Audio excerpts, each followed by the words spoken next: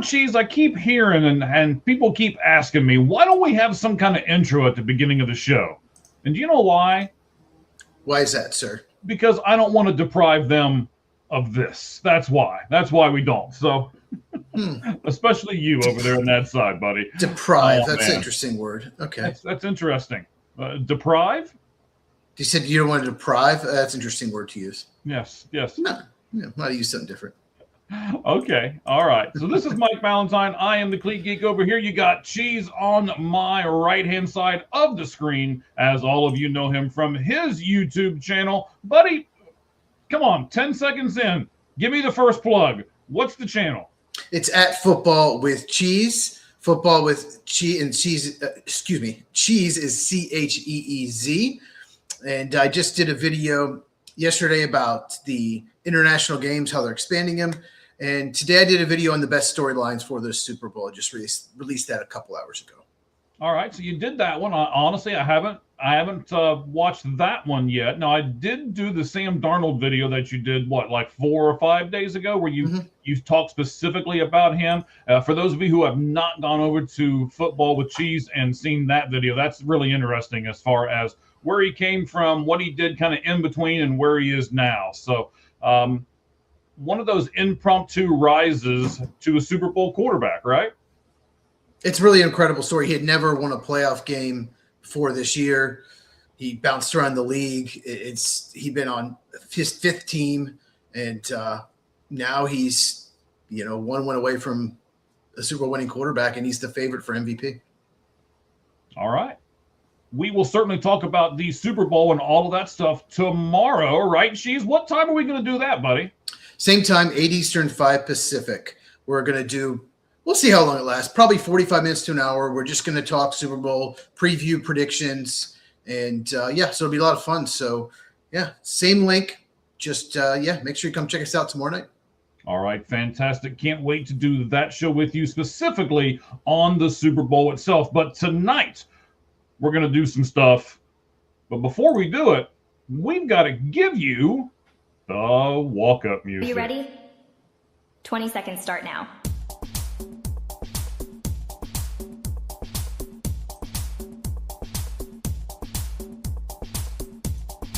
Ten seconds remaining. 5, 4, 3, 2, 1. Oh, man. The comments are already coming in hot and heavy. Now, I haven't read them yet, so I don't know what's going on over here, but they are cranking up, buddy. All right. We're going to do lots of stuff today. We're going to do a little bit more of a focus on... The music's really loud. Oh, I put the music down, didn't I? Okay, there you go. Yes, I forgot to turn the music down. I was just going right along, man. Sorry about that, guys. But yes, we're going to do a little bit more of a focus on MLB and NFL today. No college. There's not a whole lot going on there right at the moment. We're not going to do a flaming 5 and 5. I know you guys are disappointed, but we're going to try to cut this down a little bit today. And we're going to include, of course, all of our fans in the comments. So for those of you who have already done so, we appreciate it. We'll get to you here in just a second. And for those of you, wow, one person's like really, really, really high. Hi, but you only have to do it once. I swear, I see it. You only have to do it once. All right. Giannis. So we're not big NBA guys, so I don't really know much about going on with that. Yeah, not a hello. We're not NBA guys at all. We're big football, baseball guys. Yeah. So. Yeah. No, so we won't. Hello from North Korea. Hello, Jamal. Jeez. All right. Well, be safe, man.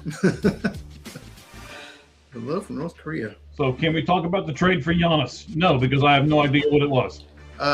Was he traded? I don't know. I have no idea. Okay. Again, as you've already stated, not an NBA person. No, not our sport. Loved it as a kid. Love watching Jordan. Yeah, but it's different now, right? Yeah, it's just not as fun. All everyone does is one pass, shoot a 3.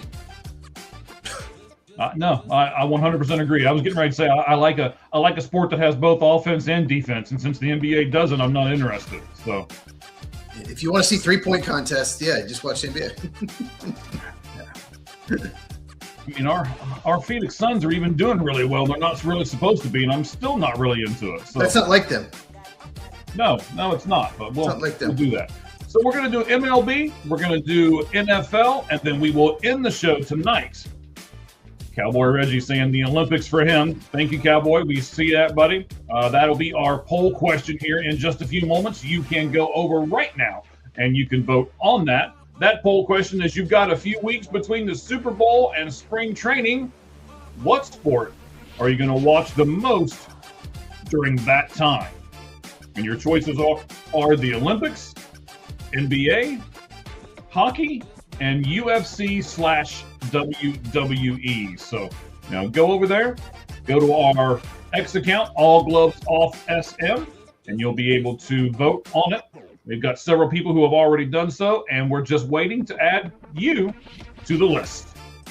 All right, Cheese. Let's get rid of that music in the background for a second. Let's go over here. We got a couple more comments here. So, so the Super Bowl, we are doing a special tomorrow at same time, 8 Eastern, 5 Pacific, and we're just going to break the Super Bowl down. We're doing it separate because it would just take too long. It would probably take 45 minutes to an hour. In this show, we just didn't want it to go 3 hours. So we will do that tomorrow, just so make sure you check it out. Thoughts on very dangerous animals. Thoughts on the Panthers? Well, they won the division. Now the Panthers, they're going the right direction. They're improving every year. They're going to play a first place schedule, which will be tough, but they got to get better on defense. They got to get some more playmakers on defense for sure for next year. All right. There you go. You've got it from Cheese. He is one of the biggest draft analysts out there. Does a lot of stuff on his channel for that. And as we get closer and closer, we will do more and more things headed towards the draft. Of course, this is Super Week, as everyone likes to hype it up and call it. So like we said, we will do a special show tomorrow, same time, same place, on just the Super Bowl. But today we are going to focus on MLB, and we're going to focus on a little bit more of the NFL. We'll get you some more stuff here in just a moment. First, we're going to go ahead and do MLB. So what that means, the best music and the best graphics in all of sports. Are you ready for MLB 4-Pitch Talk?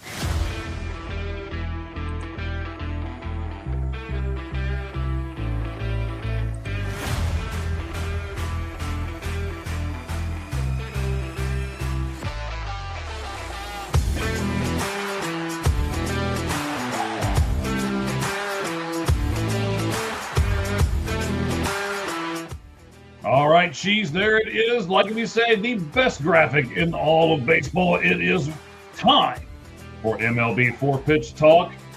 We're going to talk about the free agents that are still left. Some of the broadcasting stuff going on right at the moment. Cheese was telling me earlier he's not sure if he's following everything, but we're gonna talk about it and make everybody follow everything. It's actually pretty interesting. We'll kind of wrap everything up. We're going to do some free agent moves and some trades that happened over the week, including Eugenio Suarez, Luis Arraez, Brendan Donovan, and even Jordan Hicks. And then we'll do a couple of other things as well, including the World Baseball Classic and the huge hiccup that's going on with it right at the moment. So we will get to all of that and more here on our 4-Pitch Talk.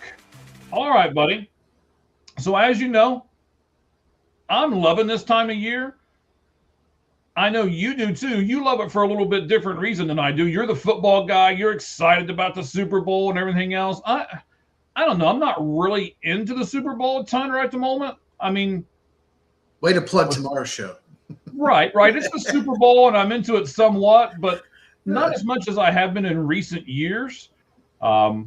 I'm almost ready for the Super Bowl just so I can say, okay, baseball is just around the corner, and here we go. Are you missing Patrick Mahomes being in it? Is that the problem? You're missing Taylor Swift being shown every 5 minutes. Is that no? that's okay. Neither of those two things are the problem. But I can tell you that between our poll question over on All Gloves Off SM is really heating up and really getting close. So it's from 15% to 32% for those choices. If you got a week off or so between the Super Bowl and spring training, what sport are you going to watch the most during that time? The Olympics, NBA, hockey, or UFC/WWE? Cheese and I will tell you about our choices, and then we'll go over what you guys say here in just a couple moments when we do our poll question right here on the Lights Out Sports Podcast. Cheese, there are still some free agents out there. Mm-hmm. And we need to talk about them a little bit, right? So there's some hitters on the market. You've got Miguel Andujar. You've got Rhys Hoskins. You've got Nathaniel Lowe. Someone that you know pretty well, Marcell Ozuna, because he was with the Braves the last few years. Mm-hmm. And then you've got a guy named Isaiah Kiner Falefa. I had to put that one in there just because I like to say his name, Falefa. So are any of these hitters game changers if a team picks them up here in the next week or so? No, I don't think so. Well, their biggest problem for most of them is they're just not very versatile position-wise. That's kind of what you're filling out your bench. You want guys that are versatile and play, maybe back up a lot of spots. Ozuna can't play the field. And coming off a horrible year, I could see someone that absolutely needs a DH, maybe giving them an incentive-laden deal, like a minor league deal, but you make it, but it's mostly incentives if you play well. Mm-hmm. But so many teams now, they don't have like a full-time DH. They like to rotate players around to give certain guys rest. So if you're a DH only, it's tough to find a job. And I'll mention one more. Andujar, he can't really play against right-hand pitching. So if you have a guy that really sucks against lefties and plays left field, that's what he plays, then he's a good signing because he can really hit lefties. He destroys lefties, yes, but he can't hit righties, so he has to platoon. So just all those players you listed, they have either position limitations or just some kind of limitation that doesn't make it like a really good signing. Right. Well, you've got somebody like, the guy's name I love to say, Isaiah Kiner Falefa. Now, he can play a lot of different spots, but that's what he is. He is he's a platoon guy. He's that guy who you can plug and play, but he's not going to give you a whole lot offensively. So he's limited as well, just in a different way, right? Yeah.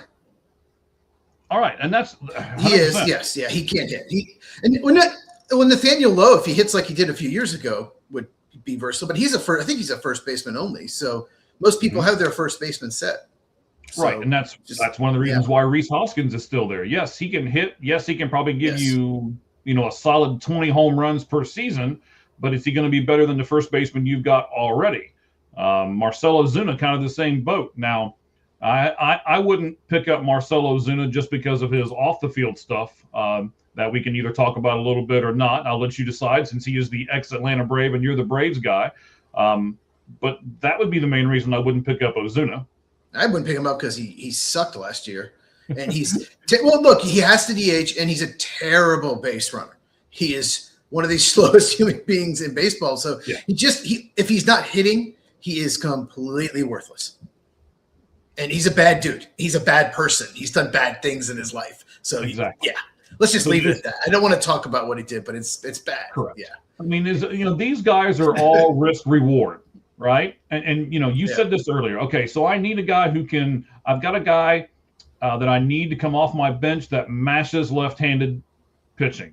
Okay, then Andujar is probably your guy. Mm-hmm. Pick him up. He shouldn't cost a whole lot of money. Sign him to a 1 year, maybe a 1 year with an option or something like that, right? You've got a first baseman, but he's a young kid, and you're not sure exactly what you're going to get from him. Well, then get yourself a Rhys Hoskins to back him up, and if the kid kind of falters or if he gets into a big slump, then you can bring in Rhys Hoskins, and you give the kid a break and stuff like that. Even Nathaniel Lowe can fit in that same kind of thing.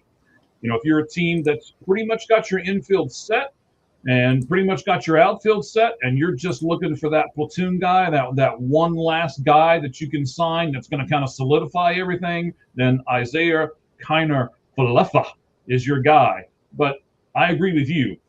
none of these guys are really game changers. They're 24th and 25th guys, right, on the roster.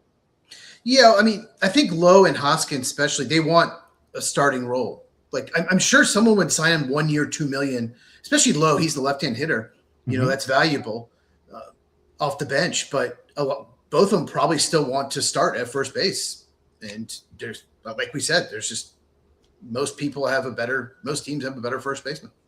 Yeah, there's no real starting spots for any of these guys right now. They would have to take a lesser role, and I didn't think about that until you just mentioned that. I wonder if that's what's keeping some of these guys as free agents still. They're insisting on a starting role, and they don't want to go to a team if they're not going to get regular at bats. That could be a big thing with this. So that's a good thing by you. Good point by you, sir. Well, let's move on. It happens every once in a while. It does. Even a blind squirrel finds a nut every once in a while. All right. But there's a lot more pitching available. Yes, there is. There is. Thank you for the setup. Let's move on to the pitching. You've got Framber Valdez. You got Zach Gallen out there still. You got Justin Verlander, Chris Bassett, Lucas Giolito. I didn't put him on our list, but you've got Max Scherzer out there. So here was my question to you, and I think this will be an interesting spot for us to talk about here. Can any of these pitchers give a team that signs them 10 or more wins? And those pitchers are Valdez, Gallen, Verlander, Bassett, Giolito, and we're going to throw Scherzer in there as well. Oh, yeah, absolutely. Absolutely. Framber, for sure. Mm-hmm. Yes, Gallen pitched well down the stretch. You know, Chris Bassett, I think he has been connected to the Braves. They could use an innings eater. They could use another starter. And it looks like, he makes almost every start every year. He's, very durable. Probably a back of the rotation guy at this point. Very durable. He'd be a good fit. Even Zach Littell, someone, if you have especially a really good defense pitcher, like Pitcher's Park, he could give you innings. So, there's a lot more pitching left than bats. I still think the Orioles and maybe the Mets will sign one of these guys. And like I said, the Braves and Chris Bassett might be a good fit. Maybe they're waiting for his price to go down. I heard a rumor that they're interested. There's another rumor the Cubs are in on Gallen. I just don't see it. Mm-hmm. If it was, it'd be a 1-year deal. And the Cubs, they would have to lose a draft pick and $500,000 international bonus money. I just don't see them doing it. They already added a draft pick when they lost Kyle Tucker. I just to then lose that and get nothing for Tucker just doesn't make sense. And once Justin Steele comes back, their rotation's pretty full. So that's what I was going to ask you, though. I mean, you said once Justin Steele comes back, he's already had Tommy John surgery as a minor leaguer. This year he had the internal brace surgery, which is supposed to be a little less invasive than what the Tommy John is. Are you worried about that? And would you look at Zach Gallen as kind of a fallback guy to be your number one-ish starter? No, I think they're fine. Once they traded for Edward Cabrera, they still have Jamison Time. They still have Matthew Boyd, who were both terrific last year. They have Shota Imamanga. They have Colin Ray, who filled in as a starter for most of the year. He was terrific. They have Javier Assad. They have guys that can fill in as like back of the rotation guys until Steele's back. I heard that sometime maybe mid to late May is what he's targeting. So I think the only way Zach Gallen ends up a Cub is one of those guys mentioned gets hurt and gets knocked out for the year or something. But otherwise, I think Cubs for the most part, unless some closer becomes available, maybe trade for a bullpen, I think they're pretty much done. Okay. So what about Framber Valdez? I think he's the one. I mean, he's the top guy in this list, right? Oh, absolutely. He's somebody in this podcast had him as the number one pitching free agent. That was you. I think I had him 6th, but I just think he's 32, and I think he wants a long-term deal. I think there's some teams that probably won't go 3, maybe 4. I think he wants like a 5-year deal, and that's my guess is the holdup. I still think if I was going to say the 3 teams, I guess I'd say Orioles, Mets, Giants maybe as the 3 possibilities. But I don't see him going back to Houston. No, I'm with you. I don't see him going back to Houston, and we got to talk about the catcher cross-up thing that he seemingly did on purpose. where he was upset at his catcher, and he said he was going to throw this pitch, and he throws another pitch and just absolutely blasts the catcher, made him look foolish. That's a no-no in a lot of MLB, clubhouses and stuff like that. So do you think that's going to keep Framber away from a let me say a veteran clubhouse? Maybe he'd have to sign a contract with a younger team like an Oakland Athletics or something like that. Well, there's no Oakland Athletics. I know. I knew you were going to say it as soon as I said it. But they're right there with the Cleveland Indians, right? Yes. Yes, the Montreal Expos. Correct. I don't see that. I think it's going to be a veteran team. I think he wants to win, and it's got to be a team that spends money. That might be hurting him. I don't know. I don't think a team, because he's a really good pitcher. I don't think a team, because he did that, we're just taking him. We're just not going to sign him, and we're just going to be a worse team, because he's just really good at getting outs. He's not like a big strikeout guy, and he played in that porch Crawford box in Houston as a lefty. It's so tough to be a lefty there, and he still was just really good, really consistent. So whatever team signs him, he's going to instantly make better. And you said 10 wins. If he gets run support, he could win 20, because that's true. He's a really good pitcher. You mentioned earlier he's 32 years old, but he didn't pitch a whole lot in the beginning of his career, and he's kept his innings down. So if you look at other 32-year-olds, I wish I had it pulled up here in front of me, but I don't.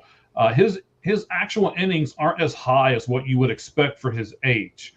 So that may be something that teams look at as well. Let me go through each one of these for just a second. So Framber Valdez is a 1 or a 2. Yes? Would you agree with that? I think he's a 1.5. I think he's more of a 2, but he can be a 1 if he's on. I mean, he's been a 1 for the Houston in the past, but I think he's more of a 1.5. Okay. What about Zach Gallen? Where does he fit in your rotation? Is he the same thing? Is he 1.5, or is he a solid 2? Is he a little lower than that? Where would you think he fits into all of that?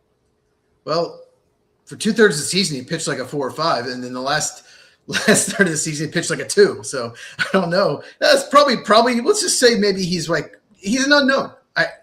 If we get the really good Zach Gallen, then he's a 1 or 2. If we get the first half last year, then he's a back of the rotation. I think that and the qualifying offer are why he is still unemployed.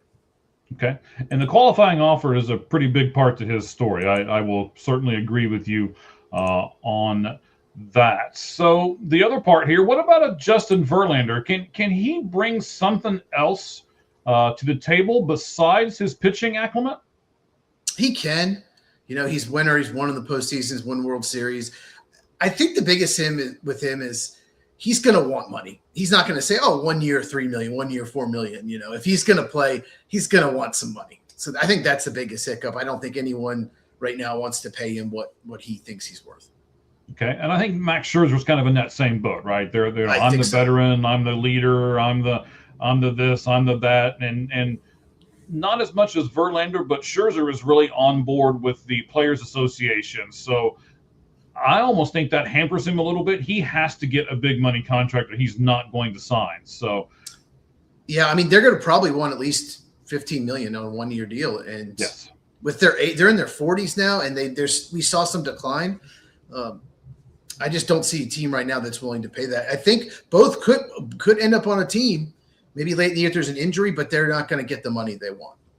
Okay. All right. I agree with that. And then to me, Chris Bassett's probably the guy that every team could use. I don't care if you've already got all 5-year rotational pieces set. I don't care if you got your bullpen set, as we saw last year for Toronto, which is where Chris Bassett played.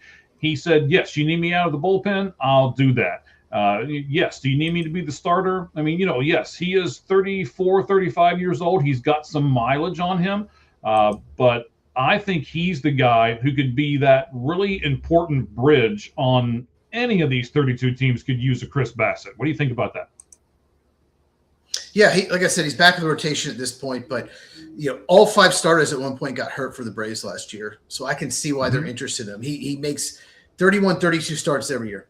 That's Chris Bassett. And, he'll probably have an ERA in the low, high 3s, low 4s. He'll make his starts. He'll go get quality starts. And yeah, I think everyone could definitely use a player like that.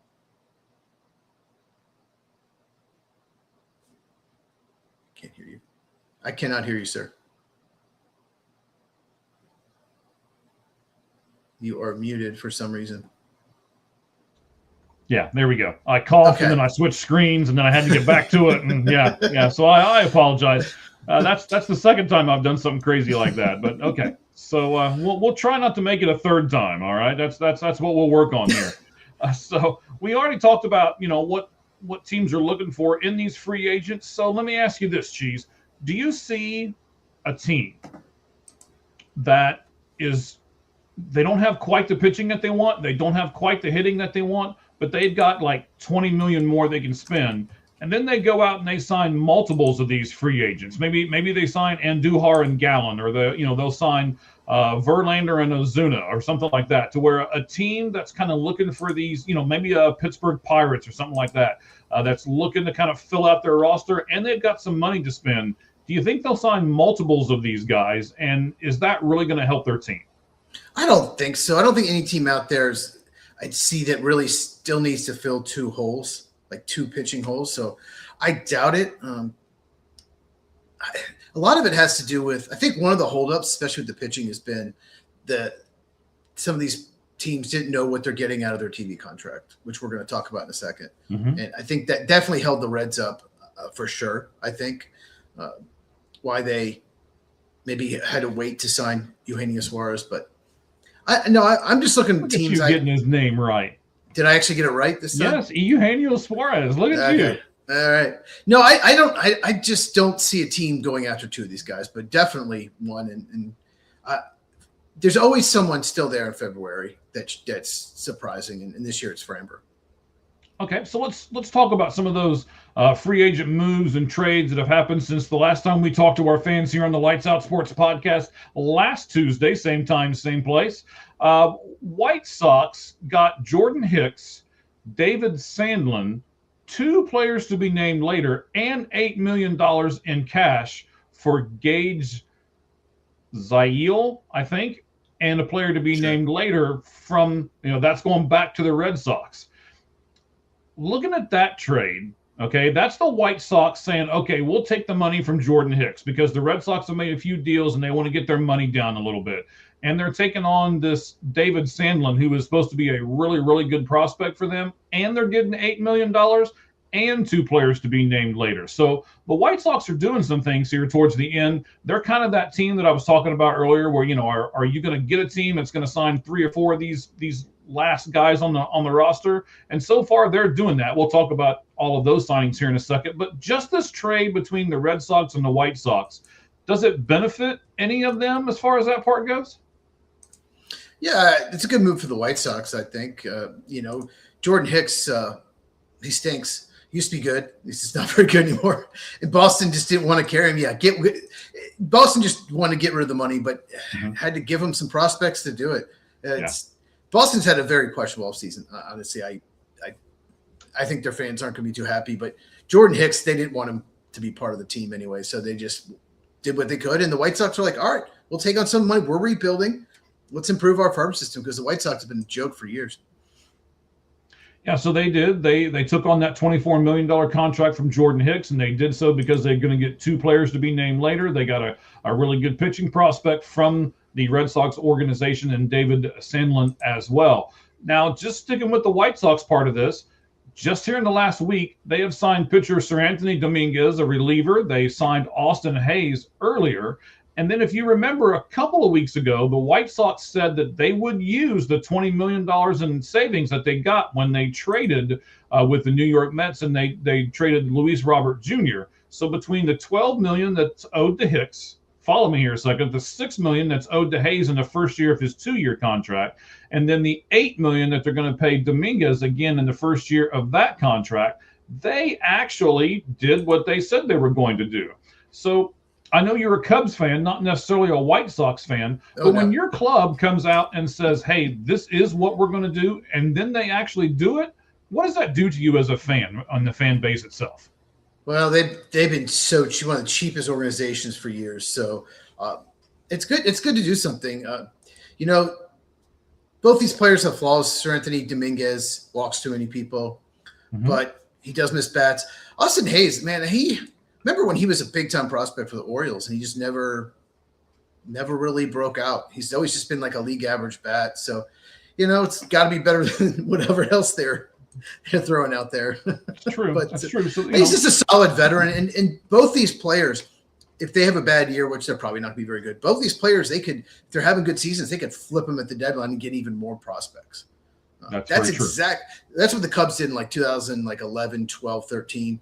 They did that. They'd sign veterans to fill out the roster and then flipped them at the deadline and were able to get some good players off of that, good prospects. Mm-hmm. So that's probably what they're thinking too, is like, these are good, solid signings. Yeah, that very well could be. I mean, if Jordan Hicks has an above average year, somebody might take a chance on him at the trade deadline. I would say they're going to get something pretty good for Sir Anthony Dominguez if he has a good year, because everybody uses or can use relievers. Mm-hmm. And then, they're going to take a flyer on Austin Hayes and see what happens. So, yeah, that could all really come out for them better as far as the Chicago White Sox. I want to talk about this free agent signing here, and that is the deal the Giants made earlier this week. They signed Luis Arraez. I want to talk about Luis because I think we got a little bit of a different opinion on him. But the Giants signed him to a 1-year, $12 million deal and then actually said in the press conference that he's going to play second base. So let's divide this into two. Are you okay with Luis Arraez, 1 year, $12 million? And secondly, what about Luis Arraez playing second base? Yeah, I think 1 year, $12 million, that's a good team-friendly deal. He did have kind of a down year with the bat, but before that, I mean, he never strikes out, makes contact, puts the ball in play, good fit for their ballpark, makes a ton of sense. So he's one of those players, if you had an open spot at DH, mm-hmm. he's someone I would like to have, and you have a lot of power already because he has no power. Just always like watching him hit because he's just like an old school, try to put the ball, a single double hitter.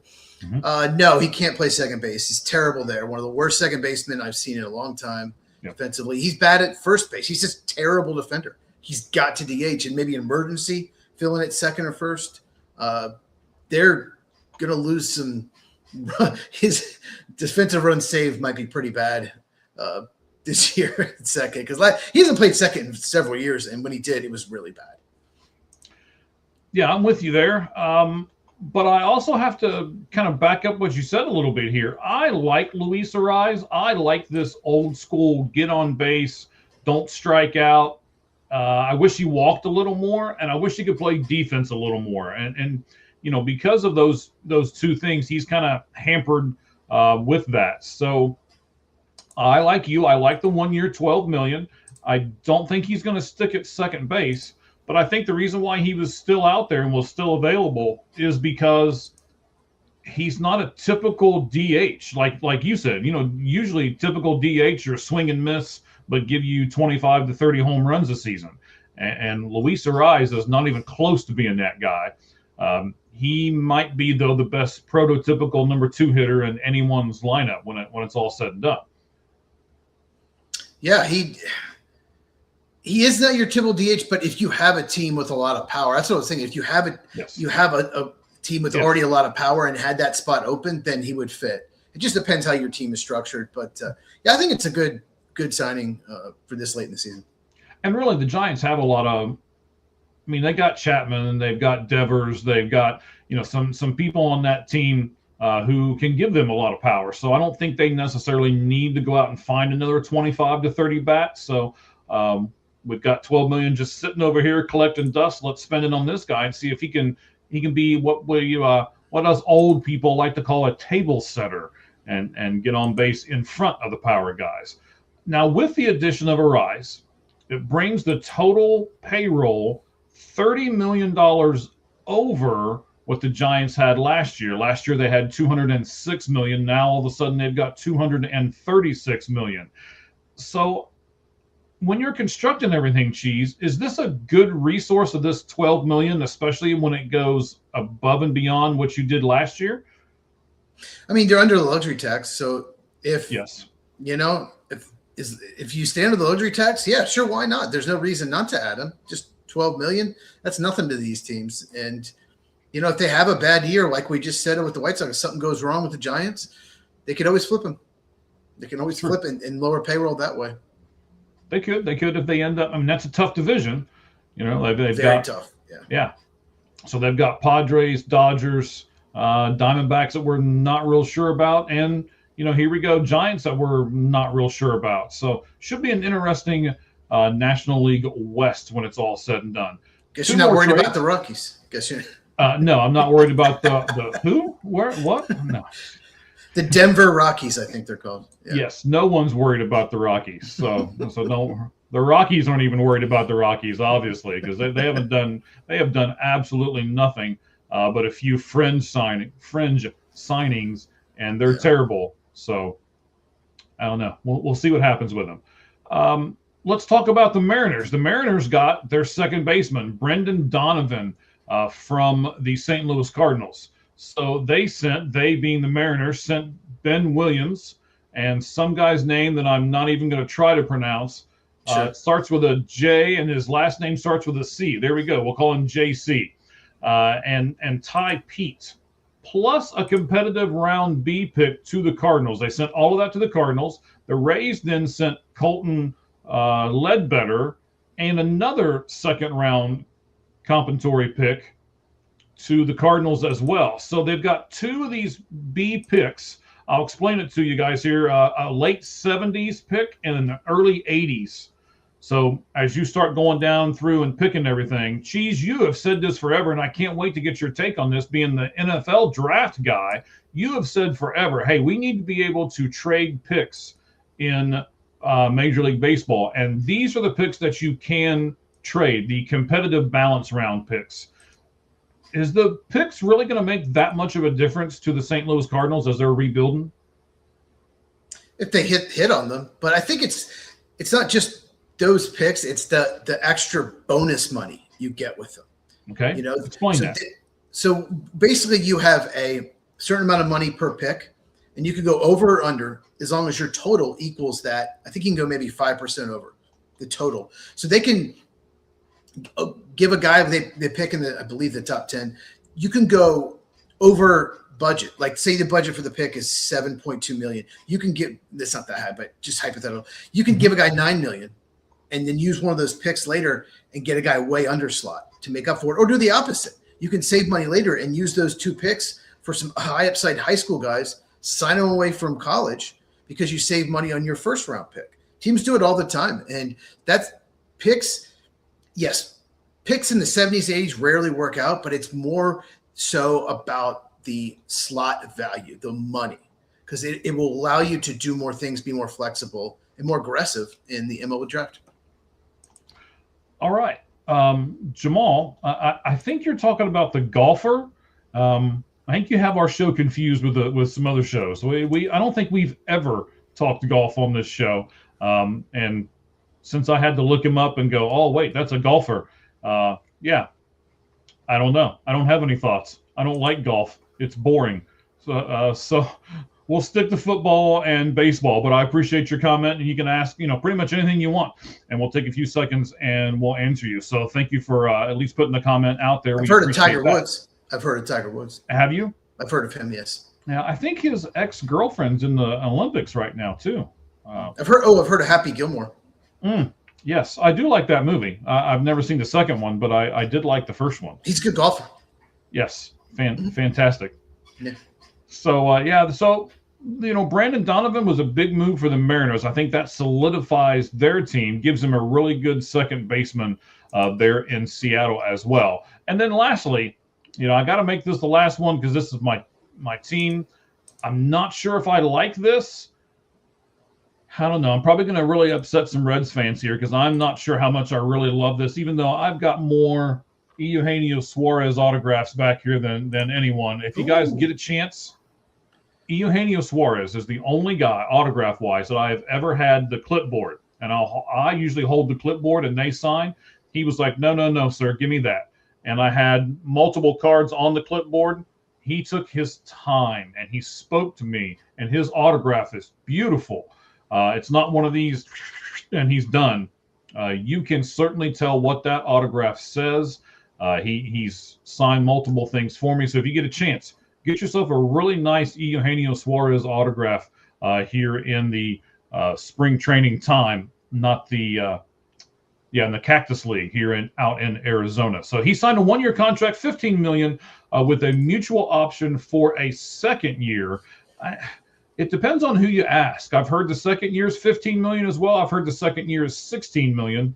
What's another $1 million, right? But it is a mutual option. We'll talk about that in a second. He hit 49 home runs last year, but he batted .228, and he struck out 29.8% of the time. Jeez, what do you think about the Eugenio Suarez signing with the Cincinnati Reds?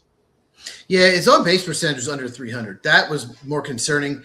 I don't care if someone hits 228 if hit 49 home runs. The average doesn't bother me at all.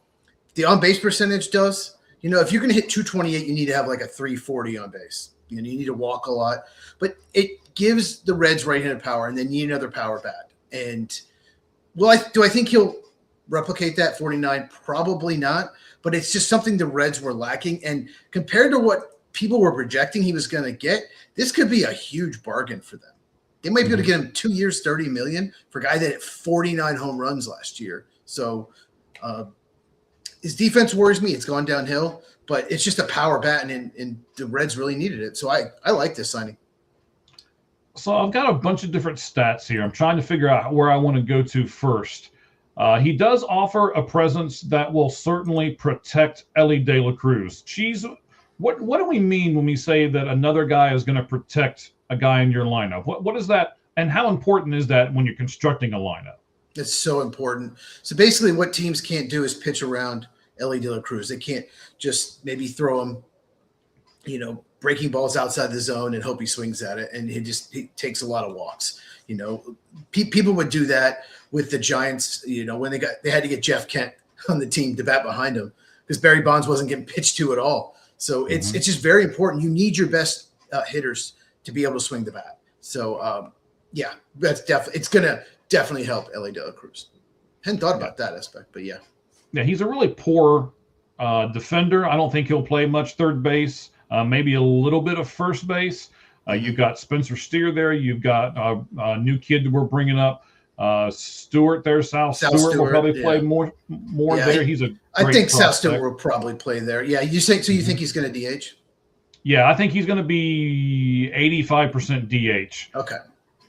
So, you know, yes, and yes. He is that's a strikeout.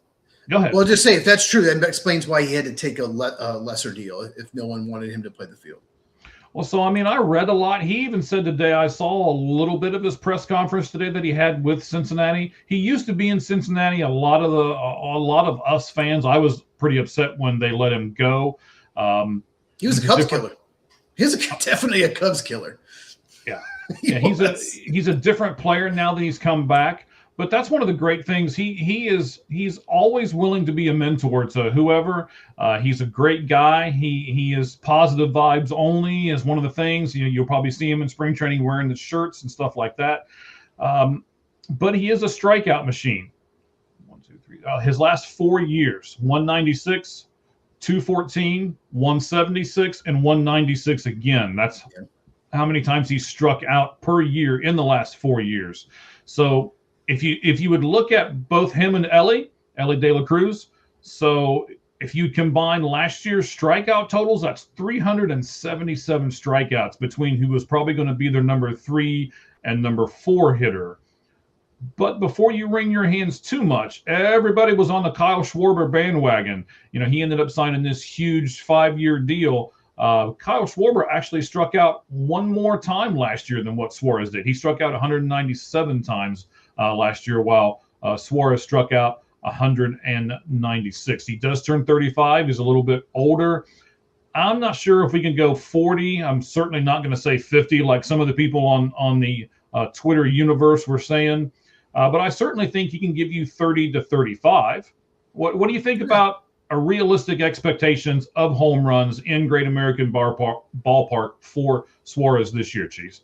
Yeah, I think he hits in the 30s. That's my guess. 49 will be tough. I mean, he could hit 40. He could. He's got a lot of power.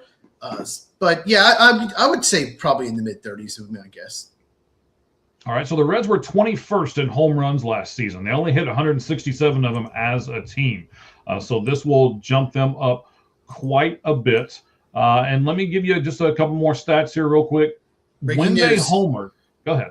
No, you finish, and then I have breaking news. Okay. Oh, okay. All right. So when they homered, the Cincinnati Reds, when they homered, they were 58-36. And when they didn't homer, they were 25-43. So that's bad. Yeah, that's a pretty telling stat right there. I'll kind of leave that there. You said you had breaking news. Tell us, buddy, what do you got? According to online, Shedeur Sanders just threw an interception in the Pro Bowl. No way. I am shocked. We talked about it last week. You guys can look it up if you want to watch the segment last week, how dumb it is that he made a Pro Bowl. But I just thought, thought you might want to know that. Yeah, shocker, right? The Arizona Diamondbacks, by the way, it's not really breaking news. It happened a few hours ago, but here in Arizona, got a little bit of a pulse on that team. I can give you a little bit more of the details. Arizona Diamondbacks, as long as he passes a physical, have agreed to a contract with first baseman Carlos Santana on a 1 year, $2 million contract. So, Real quick question: that is Paul Goldschmidt still available? Paul Goldschmidt is still available. And they went with Carlos Santana ahead of him. And they went with Carlos Santana. Yes, that might be Oye, more come of the over. story. Oye, come over. Carlos I'm sorry? Santana. Never mind. Never mind. It was. I'm a little surprised they didn't try to re-up Paul Goldschmidt. The fans here really wanted it, and yeah. So I'm gonna just real quick compare their stats. Now he's probably cheaper than Goldschmidt, is my guess. Yes, but Santana didn't do well last year. Hit 219. No. Yes.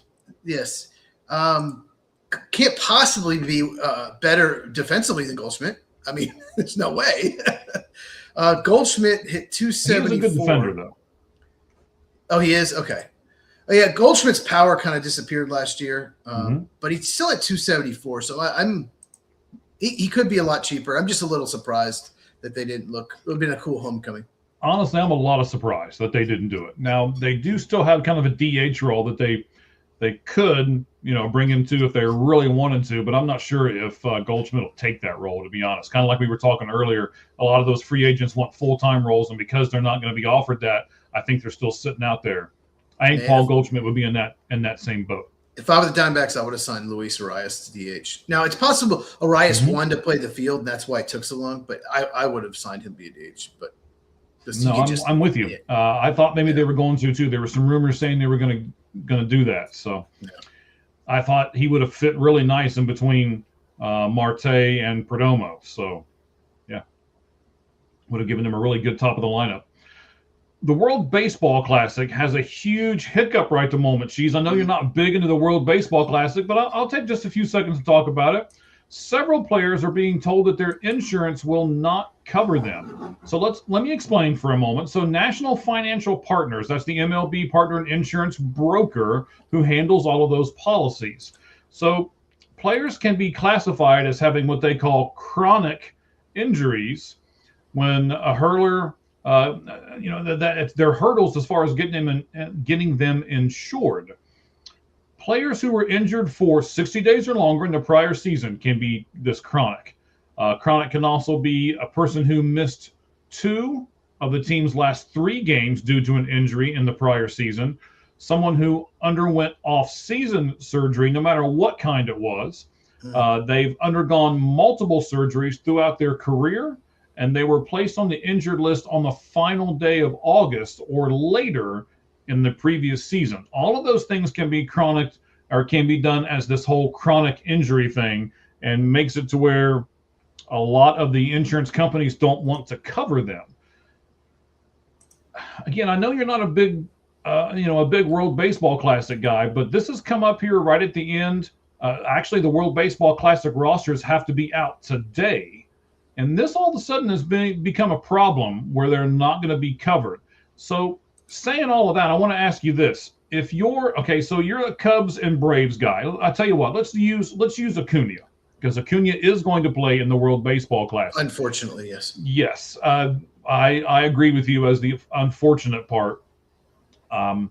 But if Acuna comes to Atlanta and says, hey, I want to play in the World Baseball Classic, but nobody's going to cover me because I've had multiple surgeries in my career, so I expect you to cover me with the insurance that you've already got on me. If you're the Atlanta Braves, what are you telling Robert Acuna Jr.? No. Come to spring training. Don't play in the World Baseball Classic. It's stupid. But he wants to have a gold medal for his country. He wants to represent them. He wants to play with some of the other players. It's not the Olympics. It's not the World Cup like soccer. It's something MLB created to try to make the baseball more international. It's stupid. I don't like it. I don't want any. If I'm an owner of an organization, if I own the Cubs or Braves, I try to get, especially second contracts, something in there that they cannot play in the World Baseball Classic, especially pitchers, because you need to be like. If you guys did not know, anyone watching, when you're a pitcher, you have to gradually build your arm up.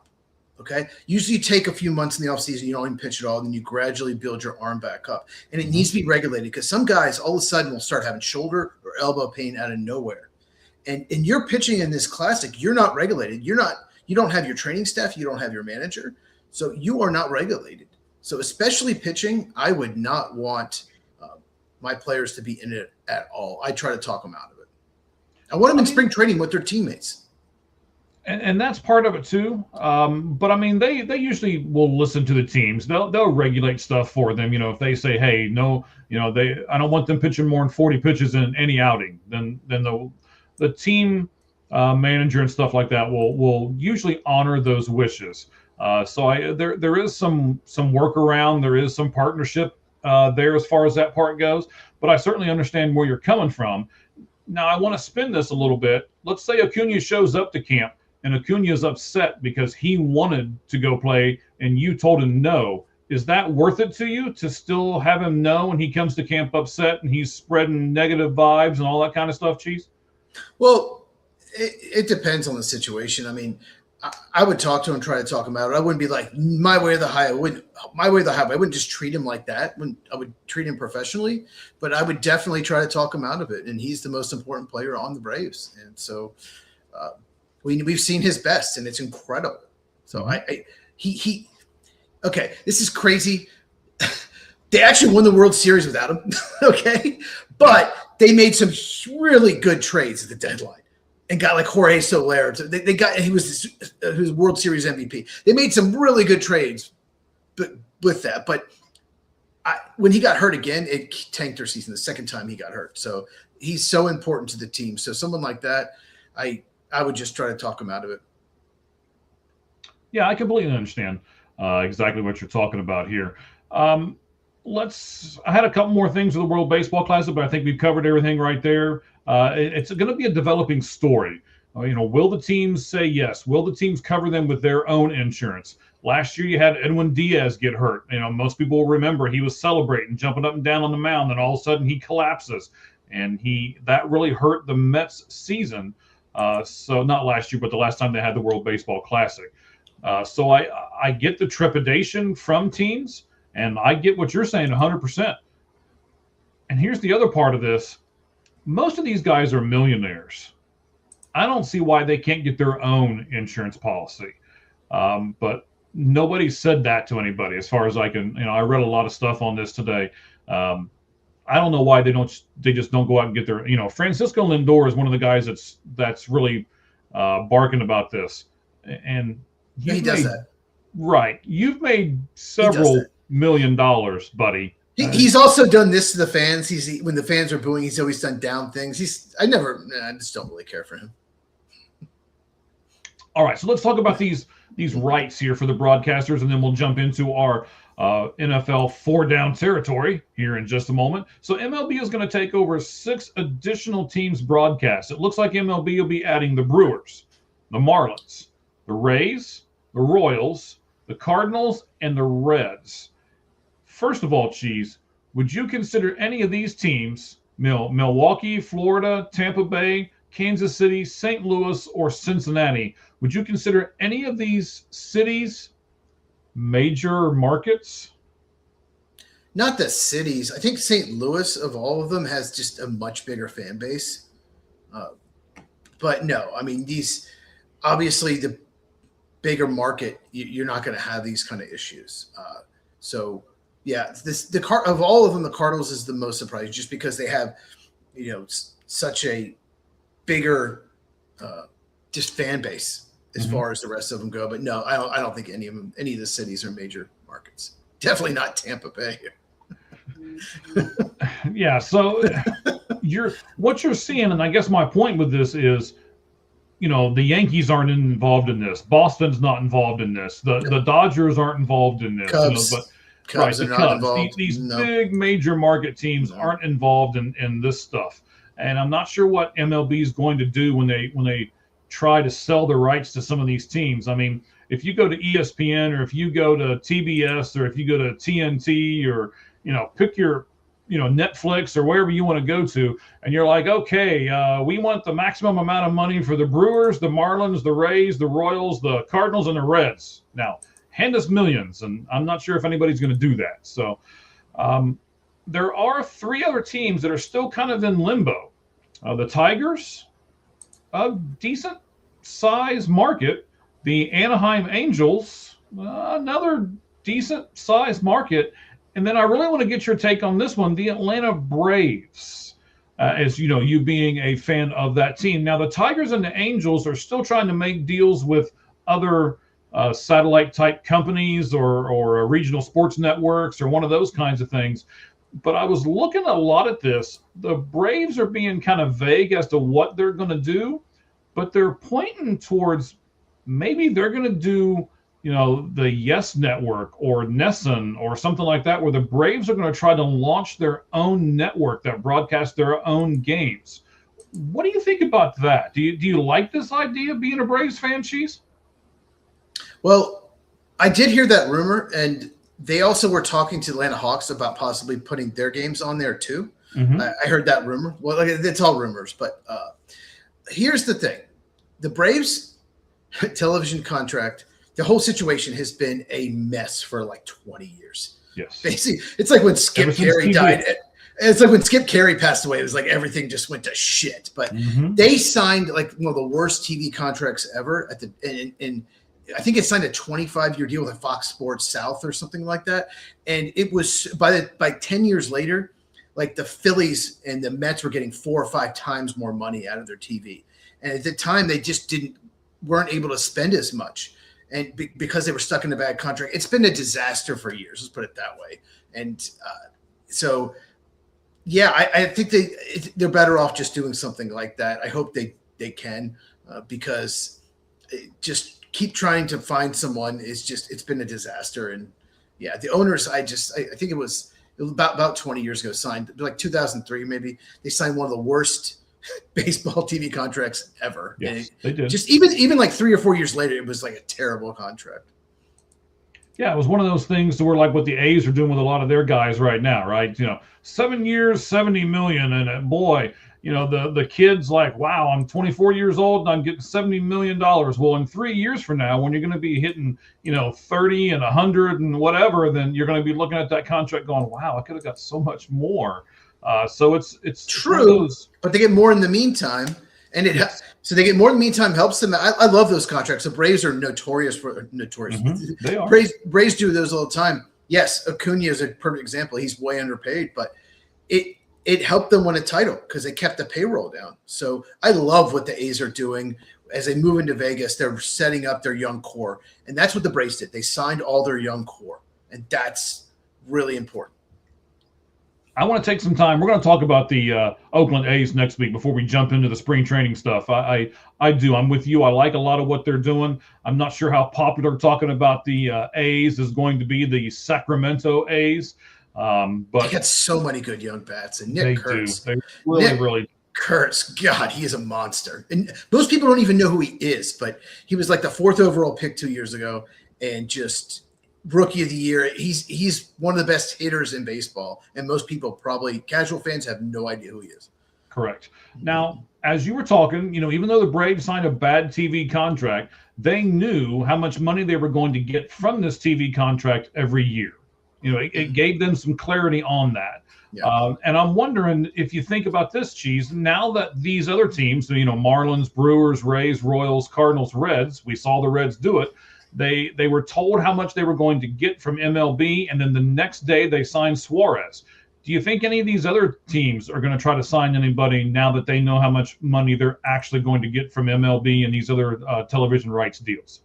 Possibly. Like I mentioned earlier, I think it held up the Reds all season. Mm-hmm. Yeah, so it's possible. And did you see – let me know if you saw this, because I saw something online that said that the the company that had the Cardinals games was owed them like millions in December and didn't pay them. Yes. They just didn't even pay them. Yeah, we will talk about that here in just a second. Actually, that'll be how I wrap this segment up before we get into your NFL segment, buddy. So yes, we certainly will. We'll circle the wagons, as I like to say all the time here. One last thing before we get to that. Last year, you said this stuff was a mess in Atlanta. Cheese, this is one of the things I don't like about MLB right now. The whole television contract negotiation with a lot of the teams is a mess. The top end teams are okay, but these middle and bottom teams, their fans have got to be frustrated. I'm frustrated as both a Diamondback and a Reds fan, as I'm trying to figure out, what package do I need to buy? What am I going to do? Spring training games are right around the corner, and I want to see my team and all this kind of stuff. So last year, MLB took the rights to the Padres, the Diamondbacks, the Rockies, the Twins, and the Guardians. Yes, the Guardians. But this year, and for the next 3 years, MLB sold those rights to ESPN. And we don't even know what that means yet for these viewerships of any of these teams. It's just a few weeks before spring training, and no one seems to be talking about this. But here's what I wonder, and I've been saying this the entire time, and I hope I'm wrong, but I don't think I'm going to be. Is ESPN going to force fans to buy that whole ESPN Plus thing where it's like $30 a month to get these games? I hope not. But that would be so like Disney to do something like that, because Disney owns ESPN. It's right. That'd be such a Disney thing to do. And here's the solution. This will never happen. This is what I would do, but Rob Manfred will never do this. Let the teams shop their rights to streaming services, right? So maybe, let's use one of those. Let me pull up the notes. Yeah, so maybe the Royals makes a deal with Paramount Plus. Maybe the Rays make a deal with Hulu. Maybe Marlins make a deal with Peacock, right? And so the fans, all they have to do is pay the 10, 12, 15 a month, whatever the service costs, and they can watch all their games. You know what I'm saying? I think that would be great, because there are literally fans that will get cable just to watch the local games. But all you have to do is just pay for streaming. And trust me, Netflix, Paramount Plus, all of them, they want that. They want that whole fan base to subscribe. So they would make money too. So I think that would be a great solution. Baseball would not do that. They want to control more. But I just think that would be such a good solution, is to have them all on one streaming service. And it would save them so much money not having to get MLB.TV to just pay the $10, $12 a month. So I understand what you're saying. You kind of wrapped it up at the end. The problem with, there's 32 teams. You could have to maybe buy, 15 different streaming services if you really want to see all of the games? Well, you still have MLB.TV. It's more expensive. But if you just want to watch Reds games, I'm a Reds fan. I don't care about the Mariners. I don't care about the Dodgers. I just want to watch the Reds. Then you only have to pay $12, $15 a month. Yeah, that's what I'm saying. That does exist, by the way. All of these teams that are now, go through them again here, the Brewers, the Marlins, the Rays, Royals, Cardinals, Reds, all of those teams that are with MLB right now, that's how MLB is packaging them. Okay, it's $19.99 a month for just that team, or it's $99.99 a year, and there's no blackouts. Even if you live 3 miles from the stadium, they're still going to show you the game all the time. And the blackouts is a problem. Blackout has been the problem. It's been a huge problem. Yes. And if you go ahead and buy either one of those two packages, you will have no blackouts. They need to stop doing random games on like Apple TV and stuff where you can't. They're never going to do that, though. They got to stop doing it. I want all the games on one streaming service for that team that year. All 162. I think it would be great. Minus, okay, I guess. Well, but even so, like Sunday Night Baseball is NBC now. Mm-hmm. I don't know. We'll talk about that in a week or two. Okay. As soon as they get their people lined up, I think, I've heard rumors as I know who it's going to be. It'll be interesting. A former Cub and a former Red looks like they're going to join that team. So it will be very interesting here for that. Now, like you said, all of those games, no matter if they're on Apple or if they're on NBC, if you buy the $19.99 package or the $100 package, the $99.99, $100, right? If you buy that package, you will see every game. There are no blackouts whatsoever. But if you buy the MLB package, what I buy every year for, I think it's like $219, I believe, for the whole season. But you get every game every day. I mean, you get the highlights, you get so much stuff. I'm not trying to sit here and sell it to you guys, but I love it. But I'm not sure how many other people love it, because most people are just a fan of one, possibly two teams, and that's about it. They don't care about the rest of the teams, where I care about everybody. Right. And there's most fans of teams just want to watch that team. And I would still get the MLB.TV, obviously, but most people I know just want to watch their team. It's not like football. Baseball is very different. Yeah, it is a little different than football. You're 100% right. Lastly here, before we jump into our NFL this is the MLB 4-pitch talk. We'll go into NFL 4-down territory here in just a second.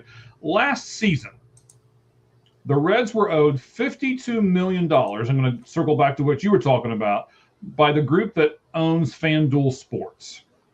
They offered the Reds a settlement of $42 million, and the Reds said no. So this is the main reason why, as a couple days ago, the Reds have said, okay, now we're going to partner with MLB. It's going to be Reds TV, and it's going to be produced by MLB. But in a sport where markets are not equal, in a sport where there's no salary cap, ceiling, or floor, the television market should be at least similar to each other, so the generated revenues are at least comparable. But the Dodgers, as part of their bankruptcy settlement from the previous owners, signed this with MLB. They have a 25-year, $8+ billion TV deal. Now that equates to $334 million annually. So do you still wonder why the Dodgers shut out the Reds in the playoffs last year? And how are the other teams supposed to compete with the Dodgers when their television deal is the Reds can get $52 million and the Dodgers get $334? It's a huge discrepancy there. I would say, Cheese, and I want to get your take on this as we wrap this up, the Dodgers are not ruining baseball like everybody thinks they are.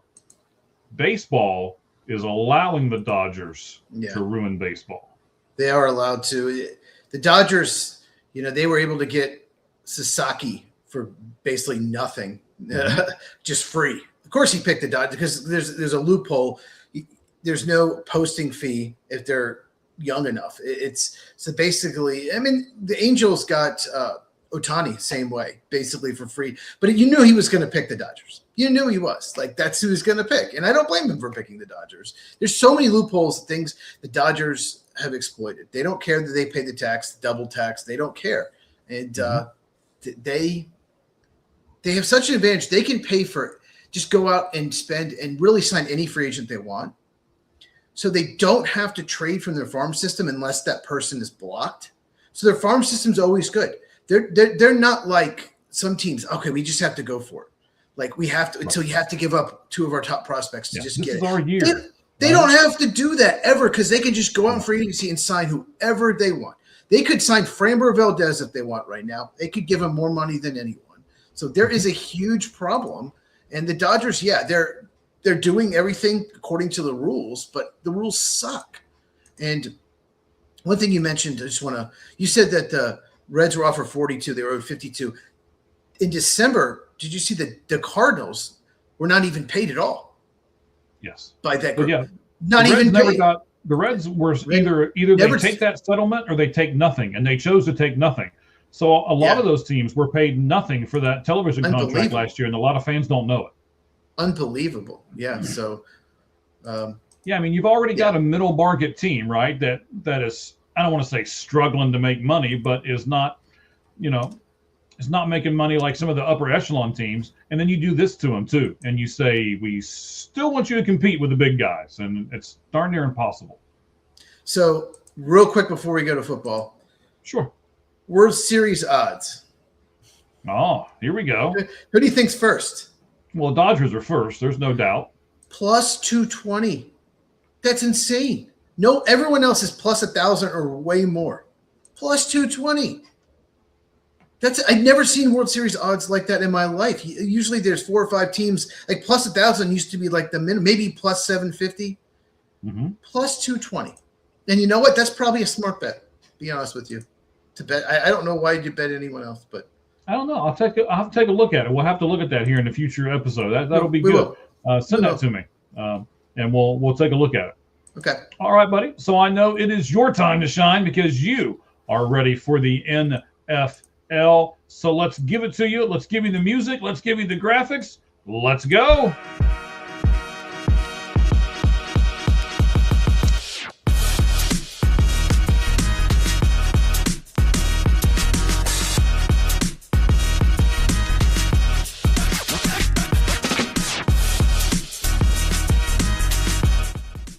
All right, Chiefs, give us a little bit of a preview. What can people expect over the next hour or so of our show as we do NFL 4 down territory? It won't take an hour, but you never know with us.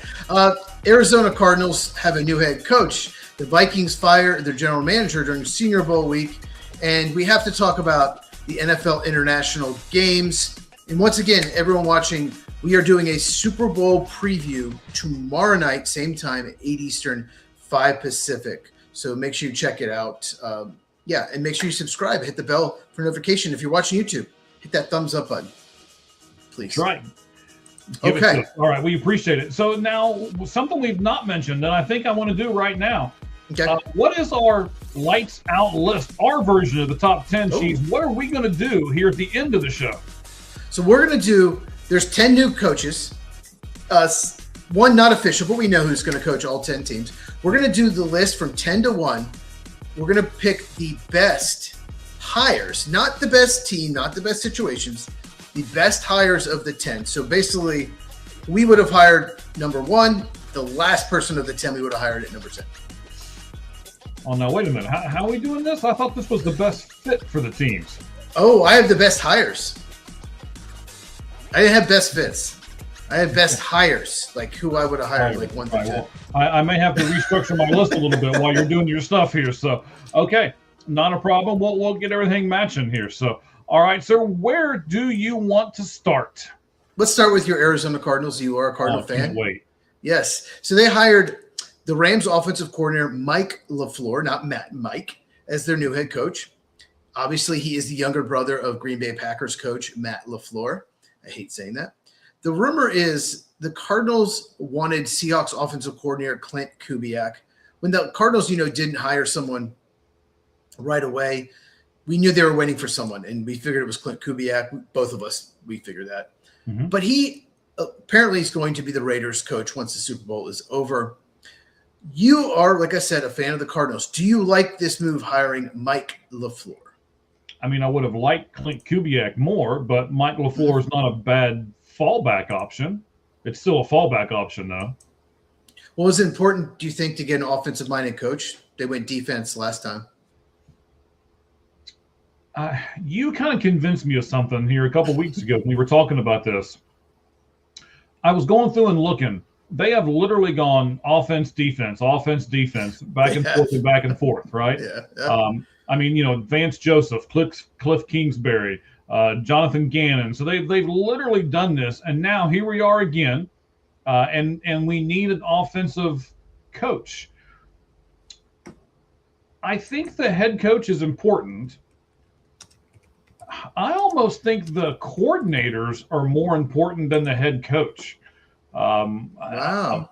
I'm kind of looking at that. there are tons of people that are going to get hired here. I believe there are 19 coordinator openings. And I get it. Some of those were because those coordinators took head coaching positions. But there are a lot of teams that seem to not like what their coordinators did, so they let them go, or they did something different, or they promoted from within, something such as, I don't know. I've really been focused on the coordinators over the last couple of days, looking at different things, and I think those coordinator spots are. I almost don't want to say just as important, but they are really important to the overall team structure. How about that? Yeah. As you know, if you watch this, it's about getting the right person, not necessarily a defense or offensive coach. I think they should have brought back Dave McGinnis. I think that's what they needed to do. Yeah. What do you think? Okay. Vince Tobin. Since I don't know who either of those two people are, I'm going to say no. So, 25 years ago, they coached the Cardinals 25 and 30 years ago. Yeah. But bring Ken Whisenhunt. Walkers on the sideline, right? Let's bring back Ken Whisenhunt. Okay. No, let's not do that. Even though he was the longest tenured coach for quite some time. Steve Wilkes. Experience. Steve Wilkes lasted 1 year. Okay. So next question about Mike LaFleur. Actually, I don't think I had this in the notes, but I did want to ask you this. Does it bother you at all that he didn't call the plays in LA? Well, of course it bothers me. I mean, I would much rather have a head coach who called the plays as a coordinator. But as you pointed out, he is responsible for the actual game planning and things like that. So, it's not like he doesn't have any responsibility. I would just like to have him have the pressure. Like, you have to call the right play right now. It's that kind of pressure on them. And because he's not had that kind of pressure, it makes me wonder, if it's 30 seconds left in the game and you're going to make the right call, do you call the timeout now? Do you throw the ball over the middle? Do you go for the sideline pass? What do you do? And because he's not had that pressure on him before, is he going to crack under it? Yeah, he did call plays for 2 years for the Jets. He was the offense coordinator of the Jets, I believe. Well, you and I can call plays for the Jets for 2 years. Yeah, but so he has play calling experience. Not like he doesn't, but he has not called the plays the last 3 years. Should it matter that his brother is Matt LaFleur? Do you think that's like a good thing? Do you think it matters at all? Well, I know what your opinion is. Maybe. This might be interesting then before it's all said and done here. I mean, everybody loves to talk about the coaching trees and all this kind of thing. So you've got two brothers already in the NFL, the Harbaugh brothers, and now you're going to have the LaFleur brothers. It'll be interesting, I think, to see which of the family trees are better before it's all said and done when the four of them retire. But I mean, it can't hurt, I guess. He can lean on his brother for some kind of advice, even if it's the wrong advice, possibly. But how to blow an 18-point halftime lead? Like, right. Tell me, bro. How do you do that? He's so good at that. Oh my gosh! I can't believe he just did that. Good at that. He's so good at blowing halftime leads, 2 and 3 score leads. Can you do the bro thing for me? One more. Come on, bro. Hey, bro. How do I blow this game? How do I piss off the fan base and still get a contract extension? Oh, okay, cool. Oh, Click. Man. I mean, again, it can't hurt, but, and I think that the Harbaugh thing for, see which one was John. John was the guy that was just out there. I think because he's got a brother and all that, I think that was kind of overrated and overblown for him. So I don't know. I'm not sure if it makes a ton of difference or not. I'm not even sure how much he's going to really lean on his brother. It'll make for some good football when the Packers and the Cardinals play each other, but that's probably about it. Yeah, they do not play each other next year. Okay. Last question about this hiring. If you, as a Cardinal fan, could have picked someone besides Mike LaFleur, and we're going to exclude people like Robert Saleh, Clint Kubiak, John Harbaugh, anyone that got a job, who would you have picked? And I have someone as well. But we'll see what you say first. are you going to also knock out coordinators or just head coaches? No, just anyone that got a job, or anyone that currently has a job or just got a job. Like somebody that doesn't have a head coaching job in the NFL. If you could pick anyone besides Mike LaFleur, like who would you pick? So this means I can't even pick the Shula kid because that's probably who I would. Yeah, you can't pick him. He's not a head coach. Okay, so that's why I was asking about coordinators. Yes, you can pick him. Okay, I would go with the Shula kid just because of the pedigree, just because of I like what he's done over the last few years, and I think he is a little bit more actually of an up and coming coach than what we've got. So I would have picked him. Chris Shula, yeah, he's done a great job with the Rams defense. He was the overwhelming favorite when Mike Tomlin parted ways with the Steelers. Yes. And so big shock he didn't get the job, but he will probably get a job in the next couple of years. I'm going to go with – I don't even know if they interviewed Chris Shula, by the way. Did the Cardinals even interview him? I don't think they did. I'm going to go with someone they interviewed. And it's someone I'm a huge fan of. I think he's going to get a job next year. Anthony Campanile. He's the Jaguars defensive coordinator. He used to be the Packer linebacker coach. He is a motivator. He's done such a good job with that defense. I watch the Jaguars. I rewatch some games, and in the summer I rewatch every team, just a few games. And Jaguars defense was an absolute disaster. It was a total missed assignments, and just totally undisciplined unit. Almost the same group came back, and they're so disciplined now. There's hardly any missed assignments. He just completely turned that defense around. So, Anthony Campanile, Jaguar defense coordinator. I think he'll be a hot candidate next year. Well, I liked him a lot, Cheese, and I agree with you, but I think he chose to go back to Jacksonville, and that's the game, the dangerous game that the Cardinals played by waiting so long. I was afraid that the same thing was going to happen with LaFleur, actually, that they were going to horse around and wait and talk to Clint Kubiak one more time, and then all these good candidates were going to be gone. So yeah. But before we move on, can I ask you a question about the Cardinals and all of this that's going on? Yeah.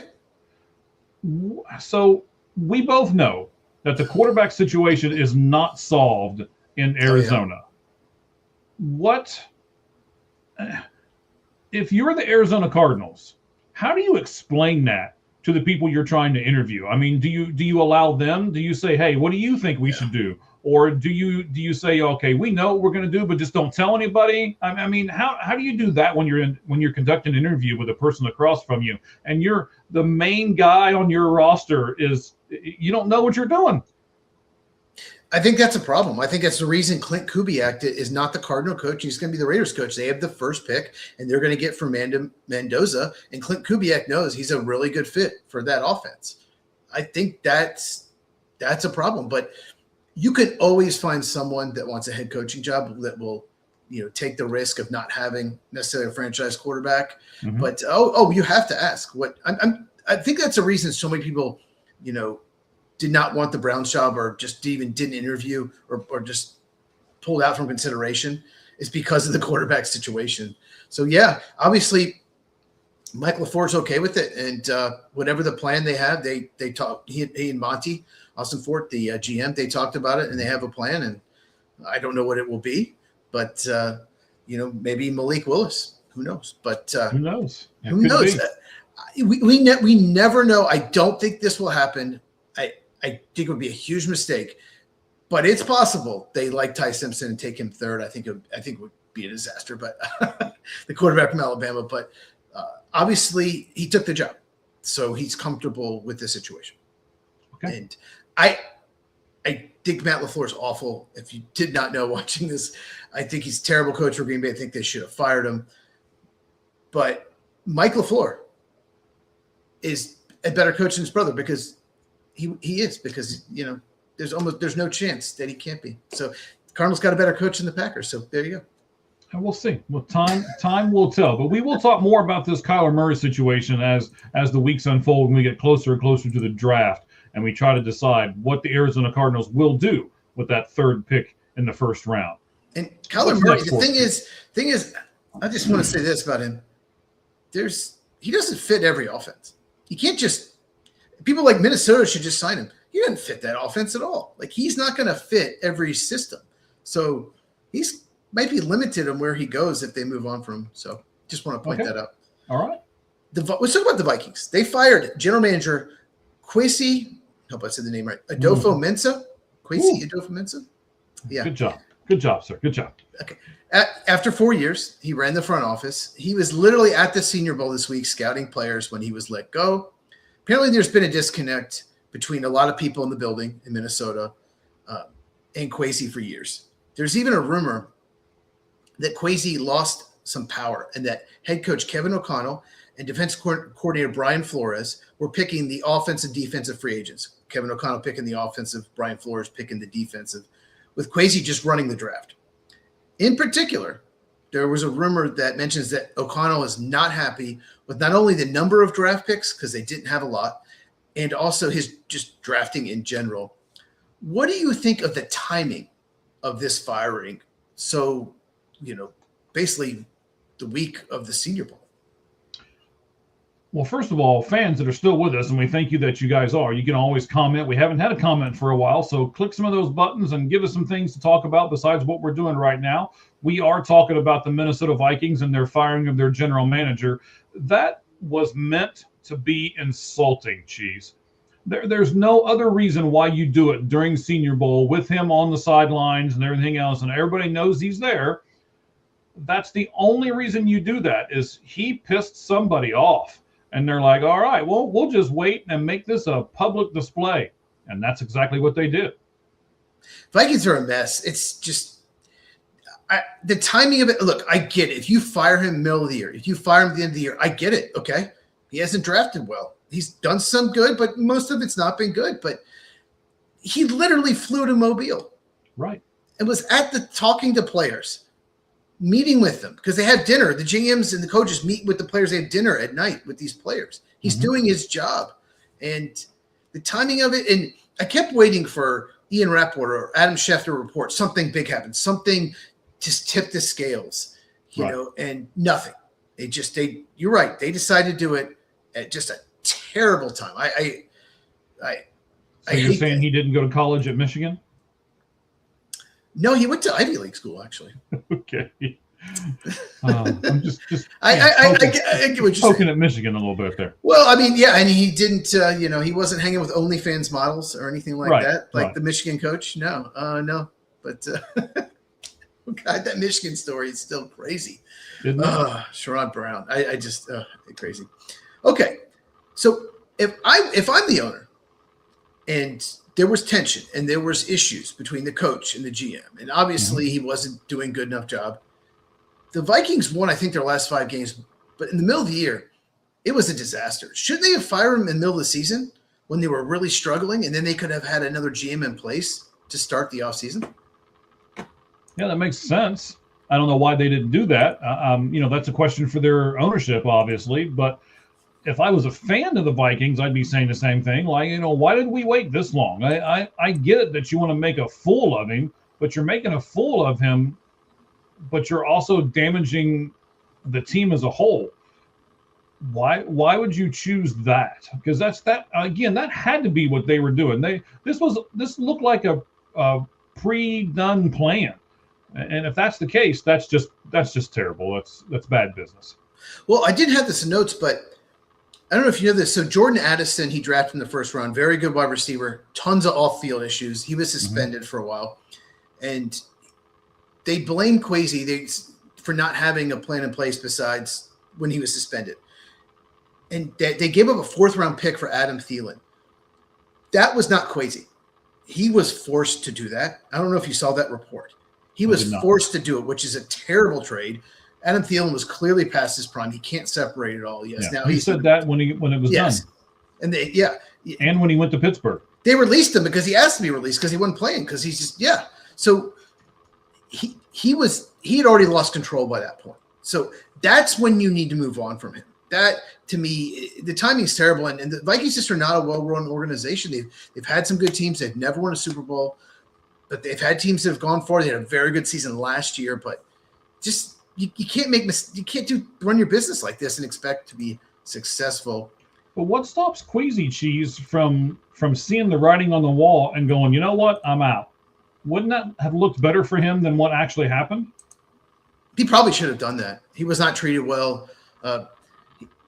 just a little surprised he was hired in the first place. He came from Andrew Berry. He's one of the worst GMs in the NFL. He learned under Andrew Berry. He was a finance guy on Wall Street, and he went to the 49ers, and then he went to the Browns. And he was Andrew Berry's right-hand man. And so I'm a little surprised he was hired in the first place. And, there are rumors that he was just overly analytical, like just, look at his drafts. Most part, they're pretty poor. But I think – what bothered Kevin O'Connell more was the volume. Some years they had 4 or 5 picks, and that's it. And that's hard when you're a head coach, when you don't have depth. And the offensive line got hurt, and there was no depth the last couple of years. When the offensive line got hurt, it was just a disaster. But, so the Vikings salary cap manager, yes, their salary cap guy, Rob Brzezinski, will be in charge of free agency and the draft. And then the Vikings in the summer will find a permanent replacement for Kwesi. So they had no plan in place whatsoever. None. Absolutely none. Would you even want this job if you're like a hot GM candidate, considering you didn't get to sign or draft your own players? No, not. I mean, I wouldn't want this job based on how they, what they did to their last GM. That's bad business. Why? There's 31 other teams. I'll wait. Thank you very much. Especially if I'm already in a spot where I'm relatively happy where I'm at, and I'm just waiting for a well, that's a big D, sir. Where I'm waiting for defense in the Super Bowl probably. Okay. Tune in we'll tomorrow. Talk about that tomorrow night. 8 Eastern, 5 Pacific. Excellent. I don't want this job. I'm not touching this job. How about yourself? Yeah, I'm not touching this job, especially if you with a good organization that drafts well, like Rams or Eagles or Buccaneers that continually typically drafts well. You're like assistant GM or something. Why would you want this job? Just you'll get a better job next year. It's they might have to promote from within to get anyone to take it because they just handled it so poorly. And the last thing we have to mention, because I want to get your take on this, what you think. Okay. So obviously, Kwesi signed Sam Darnold 1 year, $10 million before the 2024 season, ended up being one of the best bargains of the year. And they had to make a decision to let him walk or roll with J.J. McCarthy, who was a 10th overall pick in the 2024 draft, who tore his meniscus, so he is an unknown. He never played. So he had to decide, and he let Darnold walk. And now Sam Darnold signs with the Seahawks and is now in the Super Bowl favored. So do you think that was the big factor why he got let go? Well, I mean, there's a couple of things here, Cheese. One, hindsight's always 20/20, right? If you're going to draft, I'm not a big fan of drafting the quarterback and letting him sit for multiple years. I know that Green Bay did that with Aaron Rodgers, and I also did that with Jordan Love. I'm not a real big fan of that because you're, in my opinion, you're wasting those years where he is really cheap, and you can build the team around him. That's the knock on it. Sure. Correct. By letting him sit there. So if you had that much confidence in him when you drafted him, you should show the confidence in him. I didn't have a problem with them letting Darnold go. And I don't care what anybody says, you or anybody else. No one, absolutely no one expected Sam Darnold to do this in Seattle. No one had this on their bingo card. I guarantee it. I can't wait to talk about Sam Darnold. I rewatched that Rams-Seahawks game, and I saw so many good things he did. He was tremendous in that game. I can't wait to talk about it tomorrow. And I don't think this was the main reason. I think they used this as an excuse. I think they fired him. Like you said, I think they're trying to embarrass him, and they did it because the media will say, oh, it's because Darnold made the Super Bowl, and he let him go. He signed him in the first place. That was a good signing. But I actually agree with it because you invested a top 10 pick in a quarterback, right. And Darnold did play really bad the last 2 games. And he was a huge risk to re-sign. If they re-sign him and Darnold collapses, you could hurt J.J. McCarthy's development, and then he gets blasted for that. So, yeah, it's just a mess in Minnesota. Well, he was darned if you do and darned if you don't in this decision, right? Yeah, pretty much. And he had to give Darnold a 3-year deal worth $100 million. He had to at least match what Seattle gave him. And so if you do that, then he's going to be the quarterback in the next 3 years. And then McCarthy will sit for 4 years. Yeah, so, no. Yeah. I wouldn't have done that either. I think what would have happened is McCarthy may have sat for a year and then maybe just asked for a trade. I think that's probably what happened. So, and then you're not getting, as you've said before, you're not getting value for that at that point. No, and then you have a veteran quarterback who's playing well, and you wasted a 10th overall pick on a quarterback when Brock Bowers was on the board. Right. So okay. Oh, next. The tangled web we weave, sir. Yeah. Minnesota Vikings just handled it so bad. Okay. I have some thoughts on this.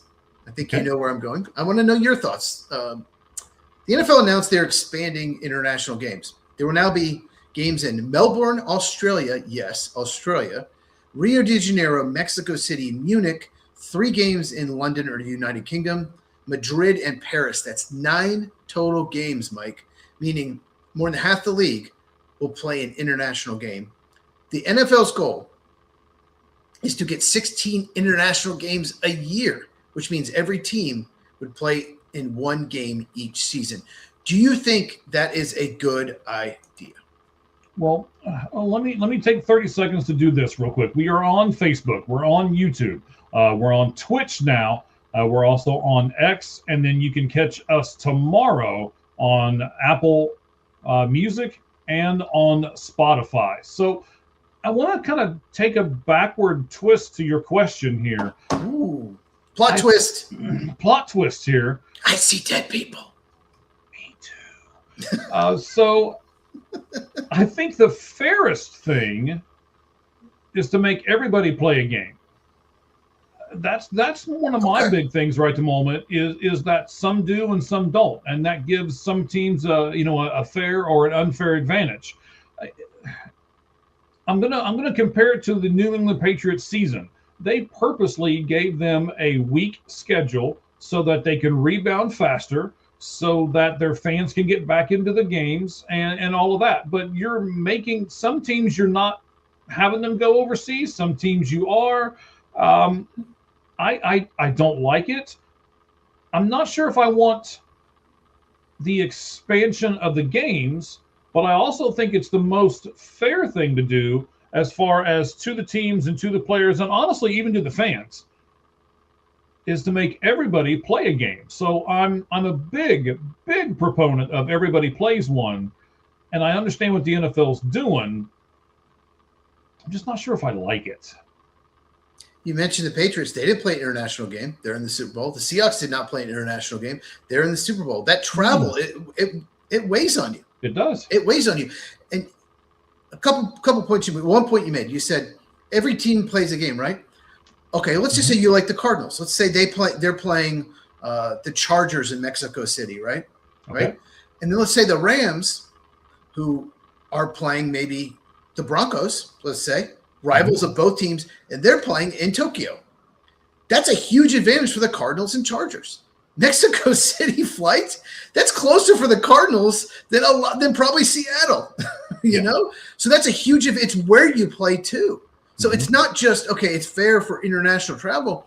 If you're going to Mexico City or even Rio or Sao Paulo, similar time zone, it's a huge advantage. And if you're playing Tokyo or Melbourne or going to like Munich or something like that. So I hate international games. I think there should be 0. I love that the local economy, every NFL game is like an event. I've been to NFL games. You have too. It's an event. All the local shops, restaurants, hotels, everything, just bars, they get so much money being brought in. Local small business owners. And every time you play an international game, over $1 million. And some games, I think like Super Bowl brings in like over $3 million for that city just that week. It's crazy how much money you're sending it overseas, and it's all about money. It's all to grow the game, and it's about money, and it hurts the players. It hurts the local communities and the fans. A lot of fans go to church. They don't want to give it 9:30 in the morning or 8:30 in the morning, or you're on the West Coast, maybe 6:30 to watch the game. Yeah, you have to get up to watch European games. So I don't like it, and when I saw that announcement, I made a video yesterday, but I wanted to get your take on it, and I want to go over this because this bothered me too. Okay. The players, like I said, they grow through so much. Their bodies get hit. They're always banged up. They're injured. And now they're adding all this international travel, including a game in Australia. I think they'll probably add Tokyo as they go. Who knows where they'll add. Roger Goodell recently said he spoke to players, right? This is what he said. He said that players enjoy these games because they feel like ambassadors. Okay, so numerous players came out and blasted this, said it wasn't true. Zach Tom, the right tackle for the Packers, did like laugh emojis. Like, is he serious? Like, because we want to be ambassadors. What player? I want to be an ambassador to Ireland. I want to be ambassador to Munich. That's ridiculous. What do you think of this? Do you think he purposely lied, Goodell? Well, of course he did. It's Roger Goodell. Roger Goodell looks right in the camera and lies all the time. I am actually going to announce this right now. We were talking about doing it here on the show, and we decided to cut it. I'm actually going to do a little bit of, a thing with the NFL here later on in the week, how it's kind of racially imbalanced and how the Rooney Rule goes and all of this kind of thing. I want to do something on that. We just didn't have time to do it here during this particular show, but he lied about that. I'll talk about that.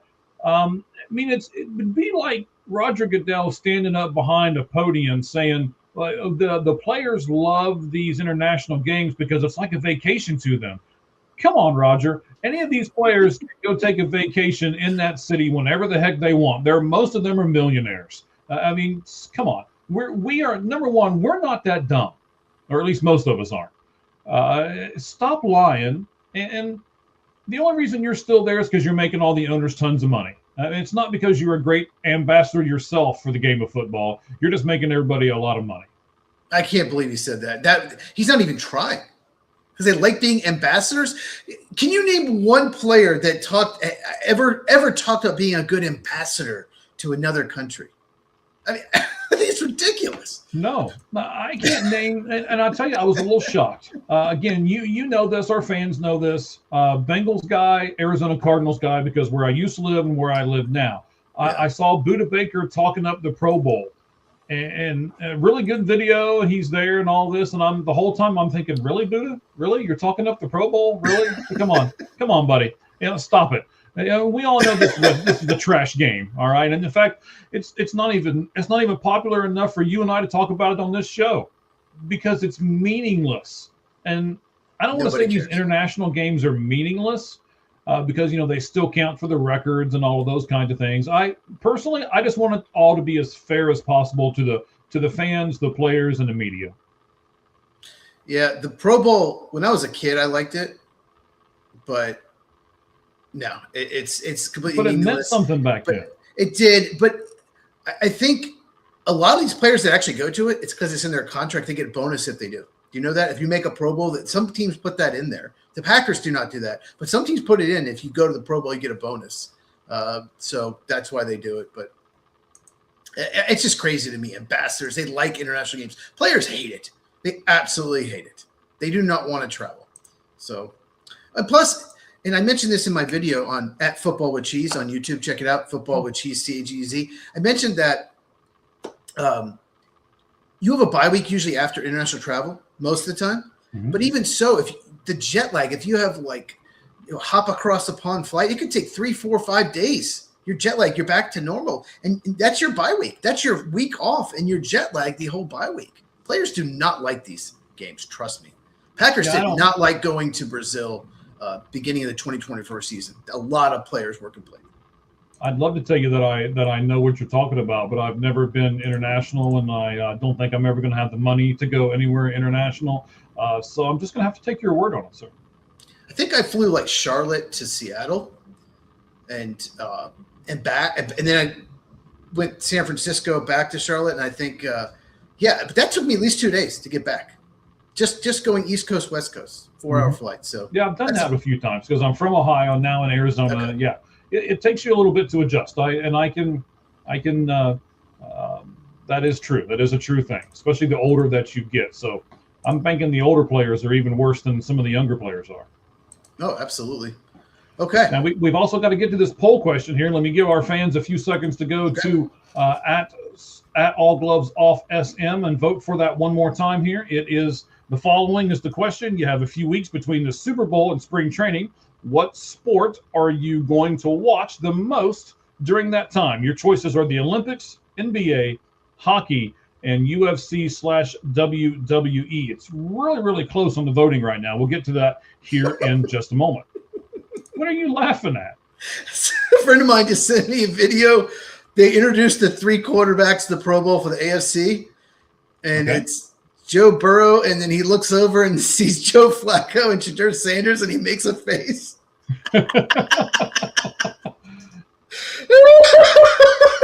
Like, really? Like, really? That's so. It's like, where's Josh Allen, Patrick Mahomes? Like, what's going on here? Well, they're both injured. They can't be there. I know, but that's the whole point. That's just funny. He kind of looks over and he's just like, and he puts his head down. He looks over and then kind of puts his head down. It's so funny. Oh shoot! You'll have to put that up on your channel. We'll have to take a look at that. Oh my gosh. Anyway, that made me laugh. Thanks for sending that, Sam. Jesus. Okay. So one last part before we get to the lights out list. Sure.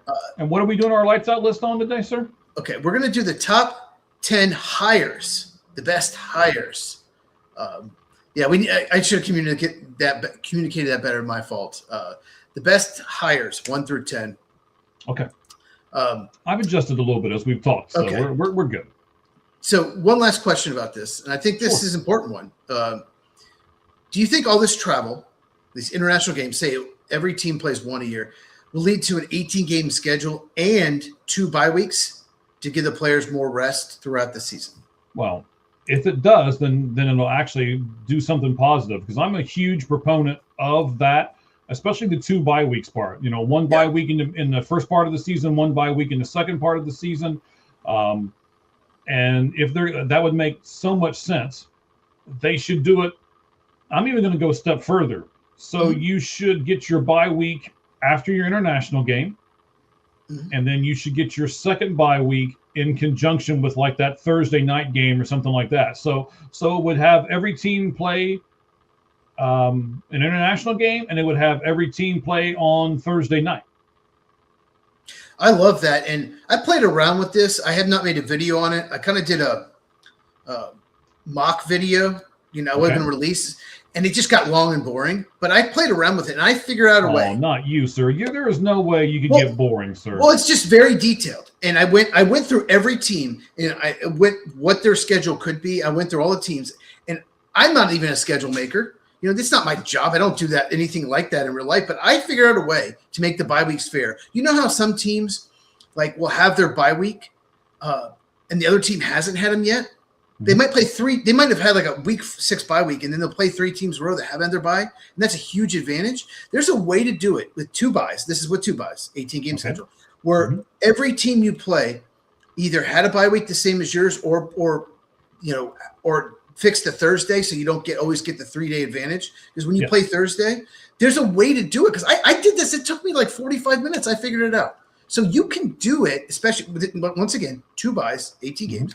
There's a way to do it to make it more fair. So all these teams have the same, play a team off a bye. So maybe each division, I'm not going to get too into it, but let's just do the AFC North, for example.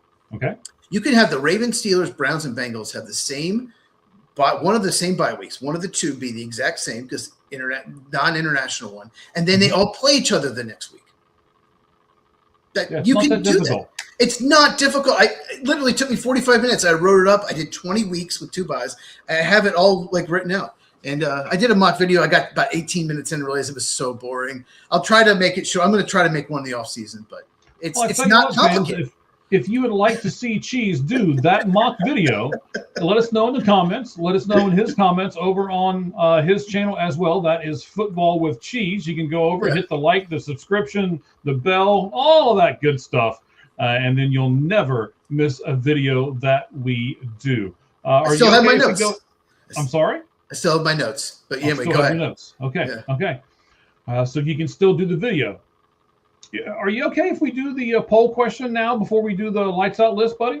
Let's do the poll question. Okay. So again, it's you got a few weeks between the Super Bowl and spring training. Not for us crazy people like me. I've already got you can't see it, it's over there, but I've already got a bunch of ball cards out, and I'm organizing everything, getting ready for autographs and getting the different colored pins and all kinds of stuff. I'm a crazy guy when it comes to all that stuff. You're going to have to come out here one of these times, and maybe you want to come out and watch your Cubs out here at Sloan Park. So mini Wrigley Field, by the way, if you haven't ever seen it or looked it up or anything. It's I would love to go to Sloan Park. I've heard about it. Well, you have free room and board for yourself and any person that you may want to bring out with you. And we'll just how far away are you from Sloan Park? I'm about 45 minutes away. Okay, so you're not in Mesa. Okay. No. Yeah. Okay. But we can, like I say, we can get there. I'm going to take like 2 weeks off work, maybe a little bit longer than that. And spring training is one of my favorite times of year. You're going to see me start getting really excited on this podcast right after the Super Bowl's done. So, in fact, I'll probably be going through baseball cards, while I'm watching the Super Bowl. Yeah. Sorry, I just realized the 3 quarterbacks are all Browns and Bengals quarterbacks. All 3 AFC. Just 2 teams, just Browns and Bengals. And they still didn't make the playoffs.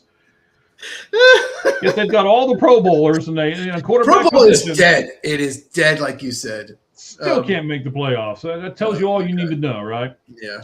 So you got some time between the Super Bowl and when spring training games start. So I asked all of our great fans out there. Almost 400 of them have looked at this poll question, and several of them have voted as well. What sport are you going to watch during that time frame? Olympics, NBA, hockey, UFC/WWE. Cheese, what would you have picked? Olympics, NBA, hockey, UFC, WWE. I didn't know they still had a Winter Olympics. I haven't watched Winter Olympics probably since I was a teenager. But I've never watched UFC. None of the above. I'm not going to watch any of it. I will watch the NBA. I watched it 3 years ago when the Nuggets made the Western Conference Finals. They ended up winning it all. Okay. So I like the Nuggets. Nikola Jokic, I really like him. So that's if they make the Western Conference Finals and then the finals, I'll watch it, and that's it. All right, but you're not going to watch it during this week because that's not going to happen during this break.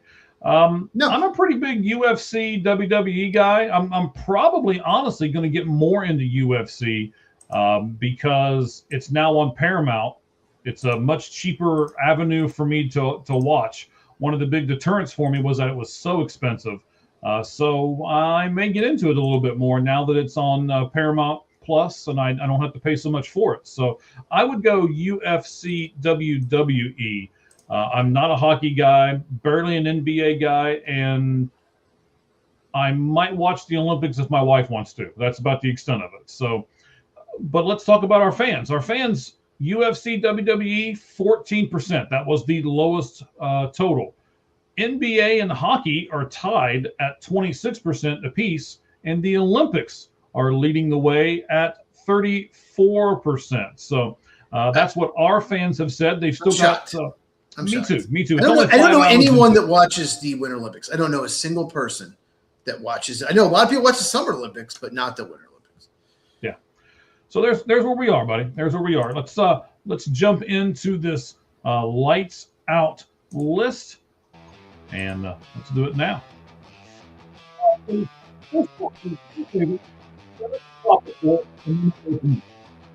I had a lot of trouble hearing you there. Okay. There you are. Better? Much better. Okay. Okay, so once again, I'll give you some time. I can type it up if you need some more time. Do you need some more time? I'm good. Okay. So what we're going to do is we're going to do the top 10 hirings. Okay. So we're going to list our favorite coaches of favorite hirings from 1 to 10 or 10 to 1. We'll start with 10. 10 being the worst, 1 being the best. Obviously Mike knows this. And if you're watching, you're regular to the pod, you know that I love up and coming coordinators more than retread coaches. So just keep that in mind. Our lists, of course, are always so different. So I'm sure they will be now. So we're going to do the top 10 best hires of the 10 coaches. All right. So we're going to start at the very bottom. Like this is the worst. Of the 10, right? Yep. You want me to go first? It doesn't matter to me. Like I said, I've pretty much got everything in order the way I want it now, so we're good. Okay, go ahead. All right. So the worst of these coaching hires, and this one, Cheese and I talked about this off air. The bottom three aren't real hard. The top one or two is not real hard, but the middle is kind of where we're not real sure, right? Where we're probably going to have to see what's going to happen here over the last few years. So for me, this bottom one was really easy. He does have a track record. He did win 60.8% of his regular season games over the last 18 seasons. He does have a Super Bowl, but he does not fit with this team. This is not where they've gone in the past. And I was just blown away when the Pittsburgh Steelers hired Mike McCarthy. And so because of that, I put them as the worst one, and I put them at number 10. Well, so far, we're exactly the same. Absolutely. I know him very well. He got out coached in most big games. He's a likable guy. People like him. He is. People respect him and like him, but he's a terrible head coach, and he's never had an elite quarterback. He's always had Brett Favre, Aaron Rodgers, or Dak Prescott. He has no one close to that in Pittsburgh. This could be an absolute disaster. So number 10, Mike McCarthy. All right. So number 10 for both of us was McCarthy. I'm almost, I'm going to go ahead and say it. I'm going to say our number 9 guy will be the same too. He doesn't have any head coaching NFL experience. He was Old Miss's head coach from 2013 to 2015. That's really the only head coaching stuff he has ever had. I didn't even know this guy was up for the job. It's real quick, Southern Miss, not Ole Miss. Oh, did I? Okay, you are right. Thank you for the correction. I do appreciate that. Yeah. He was with the Ravens last year, and all of a sudden the Browns are like, yeah, Todd Monken's our guy. I'm not sure why, and that was a terrible hire. Number 9 for me, Todd Monken, Cleveland Browns. This is one of those hires that the Browns had to hire someone, and they had to find someone that would take the job. He's 59 years old. It's a rebuilding team. The Browns are nowhere near winning. He's set up to failure, but he did a good job with Georgia when he was there as their offense coordinator, and the Ravens brought him in, and their offense really did thrive. I mean, yes, there's a lot of talent in that offense, but he's my number 9. He has to be. It's a strange fit for someone like Cleveland, but like 4 people pull out of the running. So that tells you all you need to know. No one wants a job yet. Number 9. We agree so far. Todd Monken. Okay. Well, I'm sure we won't agree the entire time, but we might agree on this one too. Like I said, guys, the bottom 3 were pretty easy. The top 3 are pretty easy. It's the middle ones, and I'm really curious to see where each of us will go with those. So I have got to use your favorite word for my number 8 guy. Okay. Continuity. we have the same number 8 guy. Oh, yeah. So continuity. You've got to keep got to keep someone in place from the regime, and you've got to make sure that everything is seamless. And look, ladies and gentlemen, if it was supposed to be seamless, you'd still have the same guy as your head coach too. And for some reason, the Buffalo Bills decided, I don't know why. I didn't like this. We've talked about this before. I don't know why they moved on from Sean McDermott, but they decided to. And then after that, they doubled down on dumb and promoted Joe Brady. So number 8 for me, the Buffalo Bills, Joe Brady. Go ahead, Cheese. Give us your number 8, bud. Joe Brady. So all these teams wanted Joe Brady maybe for their offensive coordinator when McDermott was fired. I don't know anyone. I mean, he might have gotten a head coaching interview. I don't know, but it just seemed like it was just like the safe pick. And maybe Josh Allen likes him. And yeah, continuity, keep the same offense. I don't think I like that he commits to the running game, but there were so many times where he would not give Josh Allen protection.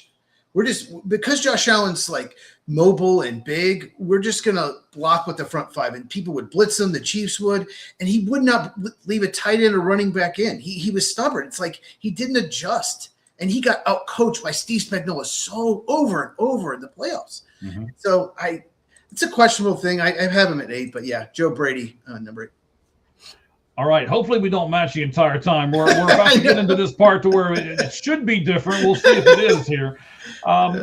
So this guy, I get why they did it. I still think he was a fallback for the guy who I'll have at number 6.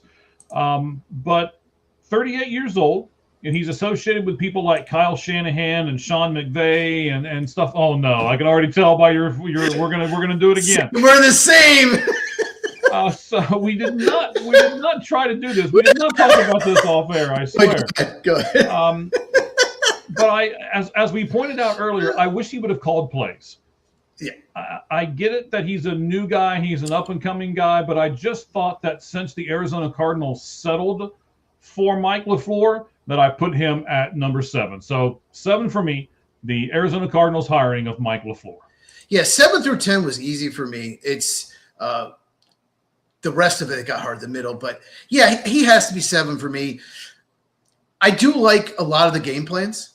I like how the Rams get ahead early a lot of games. And he's in charge of the game plan. It's still an unknown because he only called plays for 2 years with the Jets, and the Jets weren't very good. So he's still an unknown. I don't know how great an offensive mind is because Sean McVay was the head coach.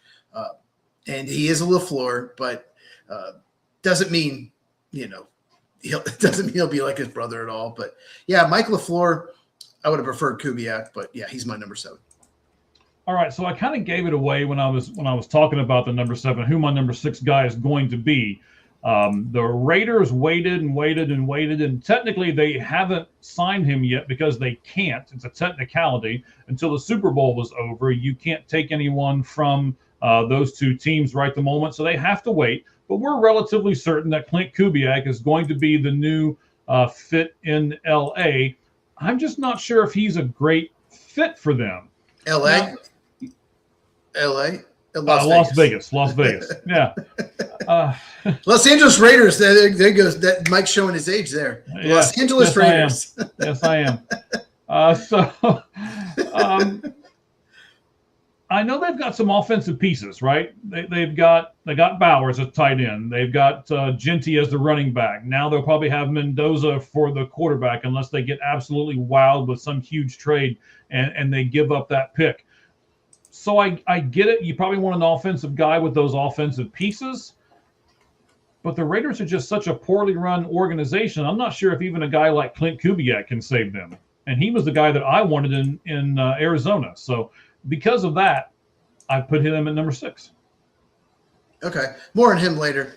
My number 6, and I'm shocked that he's 6, but I like all the top 6 hires. I like them all. I thought they were all very good hires. And so John Harbaugh is my number 6 with the Giants. I know that sounds crazy. He's won a Super Bowl with the Ravens, but there was some disconnect there. There were some players that, something wasn't right this year with the Ravens. They should have been better. They had injuries, should have been better. I don't know. He hasn't done well in the playoffs the last few years.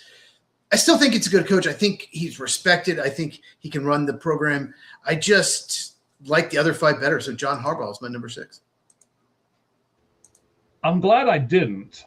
I originally had him at 6 as well, but I ended up flipping Kubiak and him.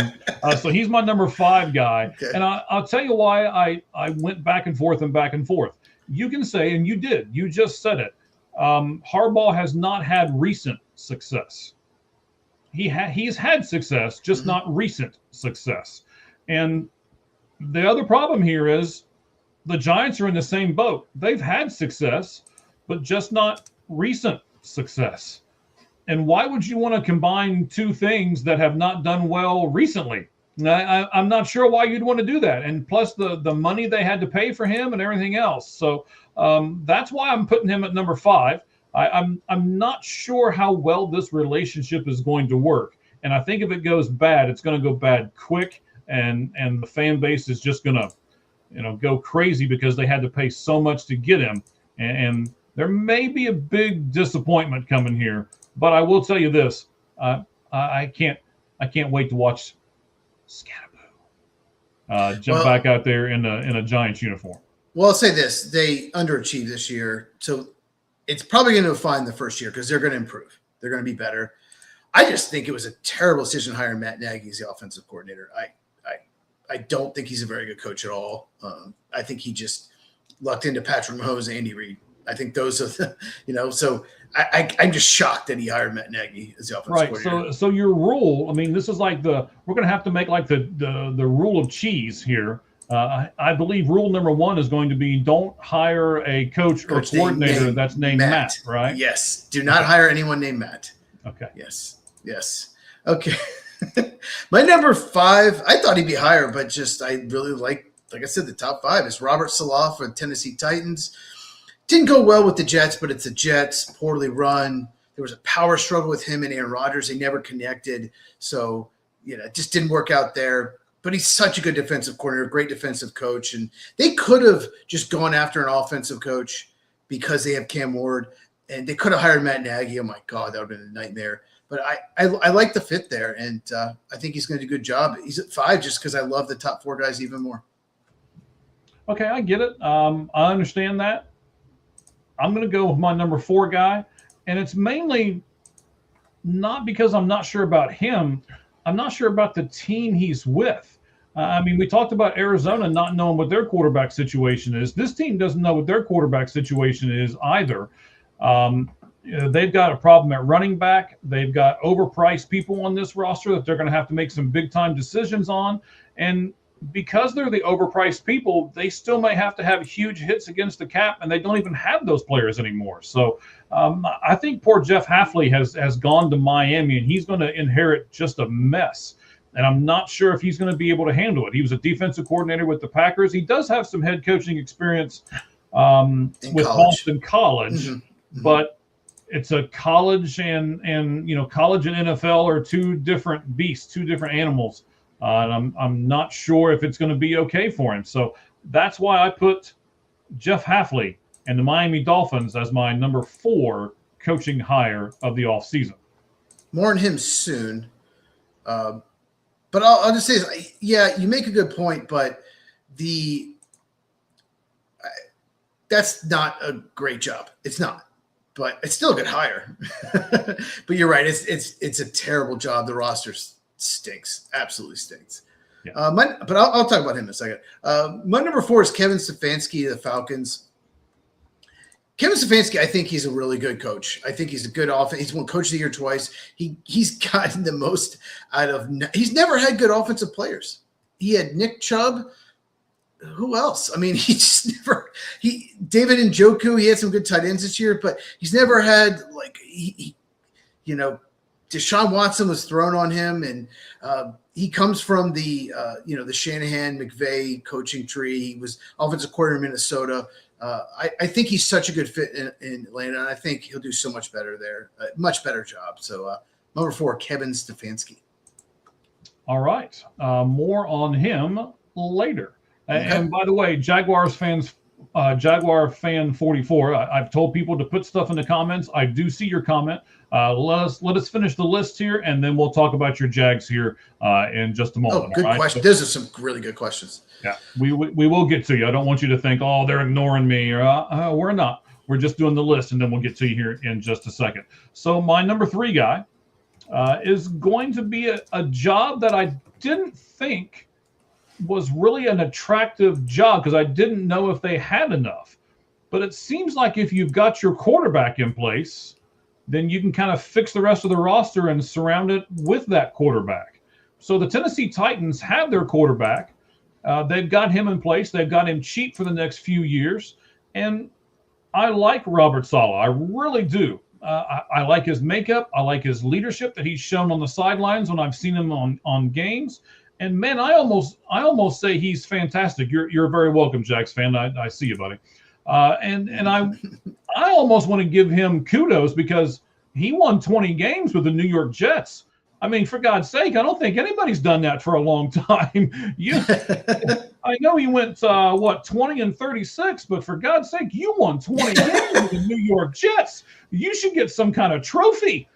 So I really think Robert Saleh is going to rebound really well, and I think the Tennessee Titans are going in the right direction. So between those 2, I put Robert Saleh, Tennessee Titans, number 3.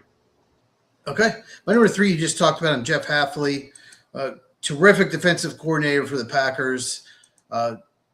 He's just a great leader. He's a great leader. He's just you could just tell like he commands the room, and he's just someone that I think a lot of teams wanted to hire. I feel bad for him because I don't know if he'll succeed because the roster's bad. They completely overhauled it. They have a new GM. Obviously, he's a new coach, but they're a mess. They need just about everything but running back. Just their offensive line's bad. Their defensive line's bad. Their cornerback room is the worst in the NFL, and they don't have a quarterback. It's just an absolute disaster. But it's still a great hire, and I wanted the Packers to fire Matt LaFleur and hire him. I really wanted that. And the defensive players, I'll say this, loved him. The Packer players absolutely loved him. And that says a lot. All right. I like Two it. left. I really like it because I know we're going to differ some now because I guarantee you your number one, my number one is going to be different. Well, no, there's one player. We both have not said one person. Mm-hmm. And I'm you getting said ready one. to do him right now. Okay, there you go. Okay. So my number two is going to be Jesse Minter and the Baltimore Ravens. Here's the thing, right? A lot of people are saying, okay, McDonald went from the Ravens, now he's with the Seahawks, and look what he's done. And I've seen a lot of stuff online, especially from Ravens fans that are saying, you know what, Jesse Minter can be the next Mike McDonald. He can come in here and he can turn our stuff around and everything else. Baltimore has always kind of been known for their defense. He's 42 years old. He was an assistant for the past few seasons. Did a fantastic job at Los Angeles. I almost said Las Vegas, and I'm confusing everything here. But San Diego Chargers, yes, Superchargers, powder blue. Anyway, so this is. I don't think there's any risk here. I think this is all reward. You've got a good quarterback. You've got a pretty good. Got one good receiver. Your defense is not what it used to be, but you brought in a guy who is his specialty is supposed to be defense. So, you're molding this team together, and you went out and got a coach that I think you believe at least is going to help your team. And that's all as a fan I could ask for if I was a Ravens fan. Okay, I know what's wrong with our team, and you went out and got a coach that hopefully is able to fix it. So because of those two things kind of molding together, it's like peanut butter and jelly cheese. We're going to do Jesse Minter with the Baltimore Ravens as my number two best coaching hire of the offseason. My number two as well is Jesse Minter. I've looked at, he came over from Michigan with Jim Harbaugh. I've looked at the Chargers defense the last 2 years. It is probably league average talent as far as just overall talent on the defense, probably below average, to be honest with you.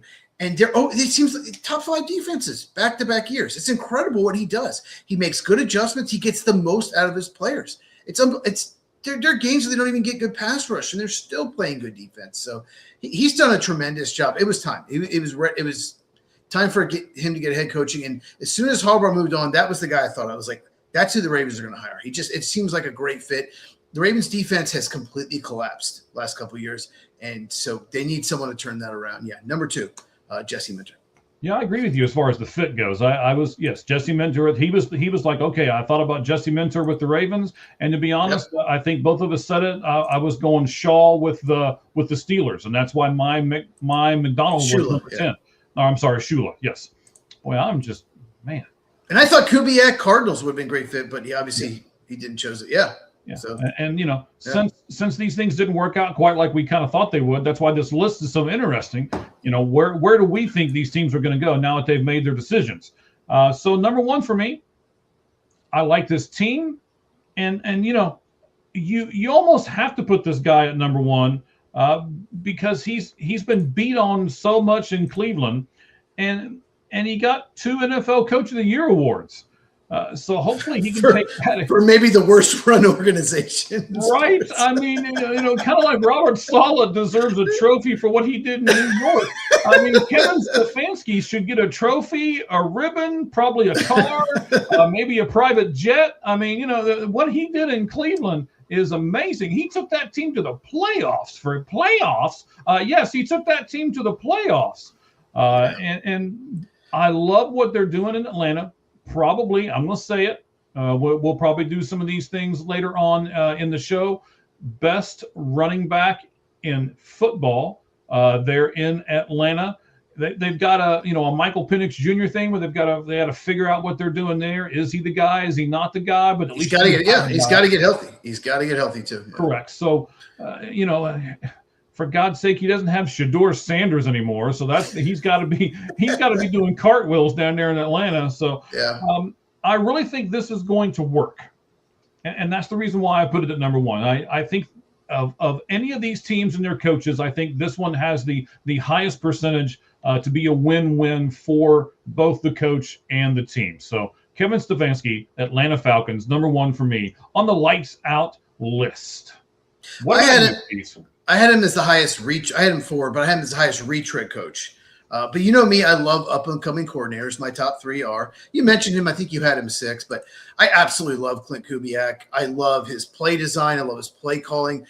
In that game against the Rams, I'm watching these plays. I rewatch a couple of these plays. It's like it's perfect. Like you cannot get Jackson Smith-Njigba open that easily, but he did. He set up the defense. He did stuff earlier in the game. He set up the defense for later on. There's a touchdown pass where he's wide open, and he used the other guys as decoys to set up your best playmaker. And the Rams had 3 guys on that side to cover Cooper Kupp and Jackson Smith-Njigba. And he still got open. 3 guys to cover 2 guys. The play design is just tremendous. What he's done, even New Orleans with that offense with Derek Carr, but what he's done with Sam Darnold in that offense is just tremendous. I think Klint Kubiak is just a slam dunk hire for the Raiders. It is the Raiders. They have bad ownership. We'll see what happens, but they do have Fernando Mendoza, the first pick. And I'll say this, Mendoza is such a perfect fit for Klint Kubiak offense. And that'll be interesting. We'll have to talk about that some more. But I will say that I think Kubiak is the best game planner. He called a brilliant game. And just there's some plays, it's incredible just how he confused the Rams defense. He outcoached Chris Shula in that game for sure. All right, so let me give you 10-1. I'm sorry, you're going to hear some papers ruffle in the background. I usually don't like to do that, but you are here. You're gonna hear some stuff as I figure out where I'm going with all of this. So 10 for me was McCarthy, and then I went with Todd Monken, then Joe Brady, Mike LaFleur, Klint Kubiak at number 6 for me. 5 was John Harbaugh. 4 was Jeff Hatley. 3 was the Tennessee Titans and Robert Saleh. 2 was Jesse Minter with the Ravens. And my number 1 was the Atlanta Falcons and Kevin Stefanski. Cheese, go over your top 10, and then we'll talk about what Jaguars fan 44 has to say here. Yep, we had the same 10 through 7. But, yeah, Mike McCarthy, Steelers, number 10. Terrible hire. Number 9, Todd Monken, Browns. Number 8, Joe Brady, Bills. Number 7, Mike LaFleur, Cardinals. 6, John Harbaugh, Giants. 5, Robert Saleh, Titans. 4, Kevin Stefanski, Falcons. 3, Jeff Hafley, Dolphins. 2, Jesse Minter, Ravens. And 1, Klint Kubiak, I just talked about, Raiders. Great hire. All right, so we got a couple questions from Jaguars fan 44. We love you guys putting questions up here.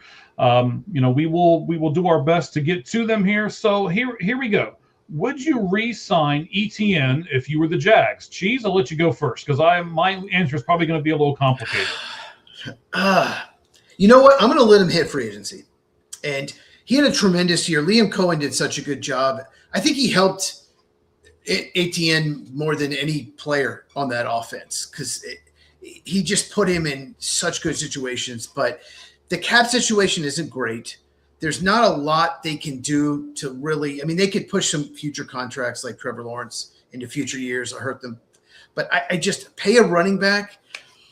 I don't love paying running backs. It's been a devalued position.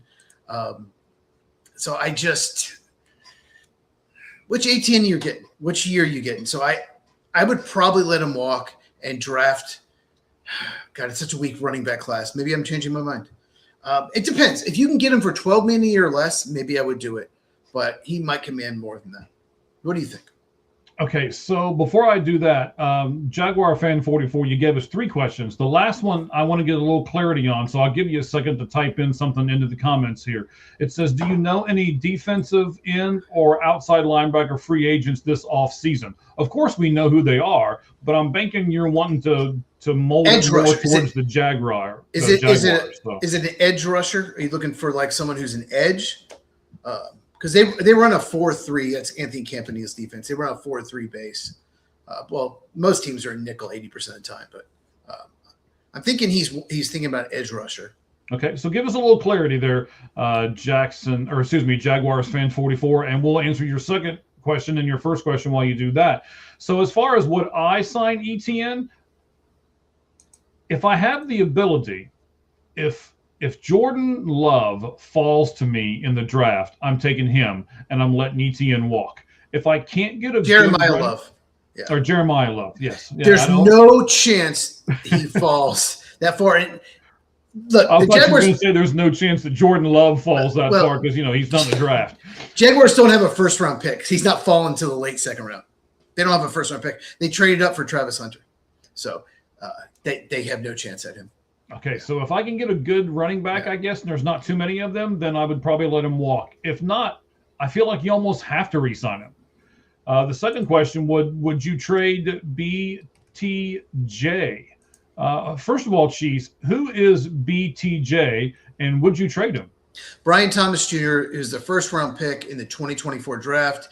He was a mild surprise. I thought he might go early second round. They took him, I believe, 23rd overall. And he was tremendous his rookie year. He was terrific. And he took a step back. It looked like he got frustrated with Trevor Lawrence, putting him in harm's way. Trevor Lawrence has always done that. He tries to fit it in tight windows. And I think BTJ got really tired of getting hit. And it looked like some games he kind of checked out. But his talent is immense. You cannot get value for him. No one's going to offer you, coming off a down year, a first-round pick. That's the only way you could take it.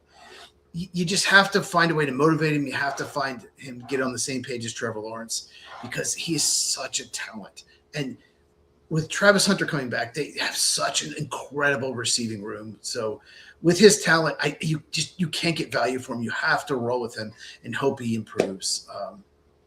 But yeah, Brian Thomas Jr., what a talent. It's a shame that he took such a step back. Can you imagine if he played like he did his rookie year? Maybe they're still playing.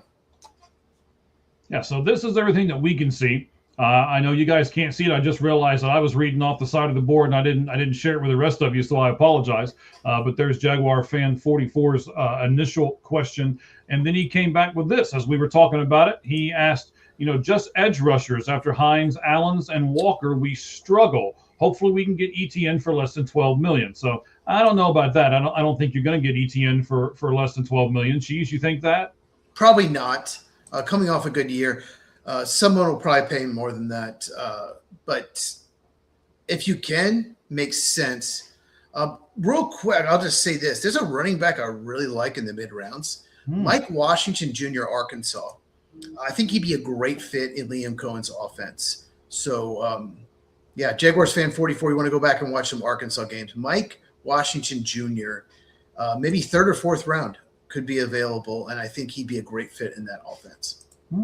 I love these little nuggets that you do, again, because now you're going to make me watch this and see where he goes in the draft and all of that. We've talked about this since you and I have partnered up on the Lights Out Sports podcast. You've made me look at football a little differently, and I love some of the things that you've done, and I've not done a darn thing for you, and that's okay. So you've done a lot, Mike. You've done a lot. He asked if any edge rusher free agents. Okay, well, let's talk about the edge rusher first before we talk about Devin Lloyd. Okay, because I'm more prepared for that one. So obviously, Jaguars Fan 44 thinks that Trayvon Walker was a mistake. They could have had Aiden Hutchinson. He was a first overall pick. He doesn't see him as the long-term answer at edge rusher. So Josh Hines-Allen is tremendous. He's probably the most underrated edge rusher in the NFL. I think he's top 10.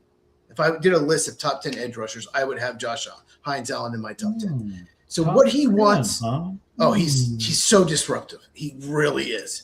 he asked I guess it was I'm trying to remember who they played now, but there was a game this year. Did they play the Patriots? Did he destroy the Patriots? I can't remember, but I think he did. But now, this is kind of like this is almost like the 5 Flaming 5 and 5. We just ended up doing it at the end of the show, and Jaguars fan 44 was the guy bringing the question. So. Well, I'll say this: there's one edge rusher that's elite, and it's a terrible class after that, Trey Hendrickson, and I don't think they have the cap room to get Trey Hendrickson, but that would be an unbelievable fit. If you have Josh Hines-Allen and Trey Hendrickson, you would have 2 of the best 10 pass rushers in the NFL. If somehow you can figure out a way to sign him, that would be incredible.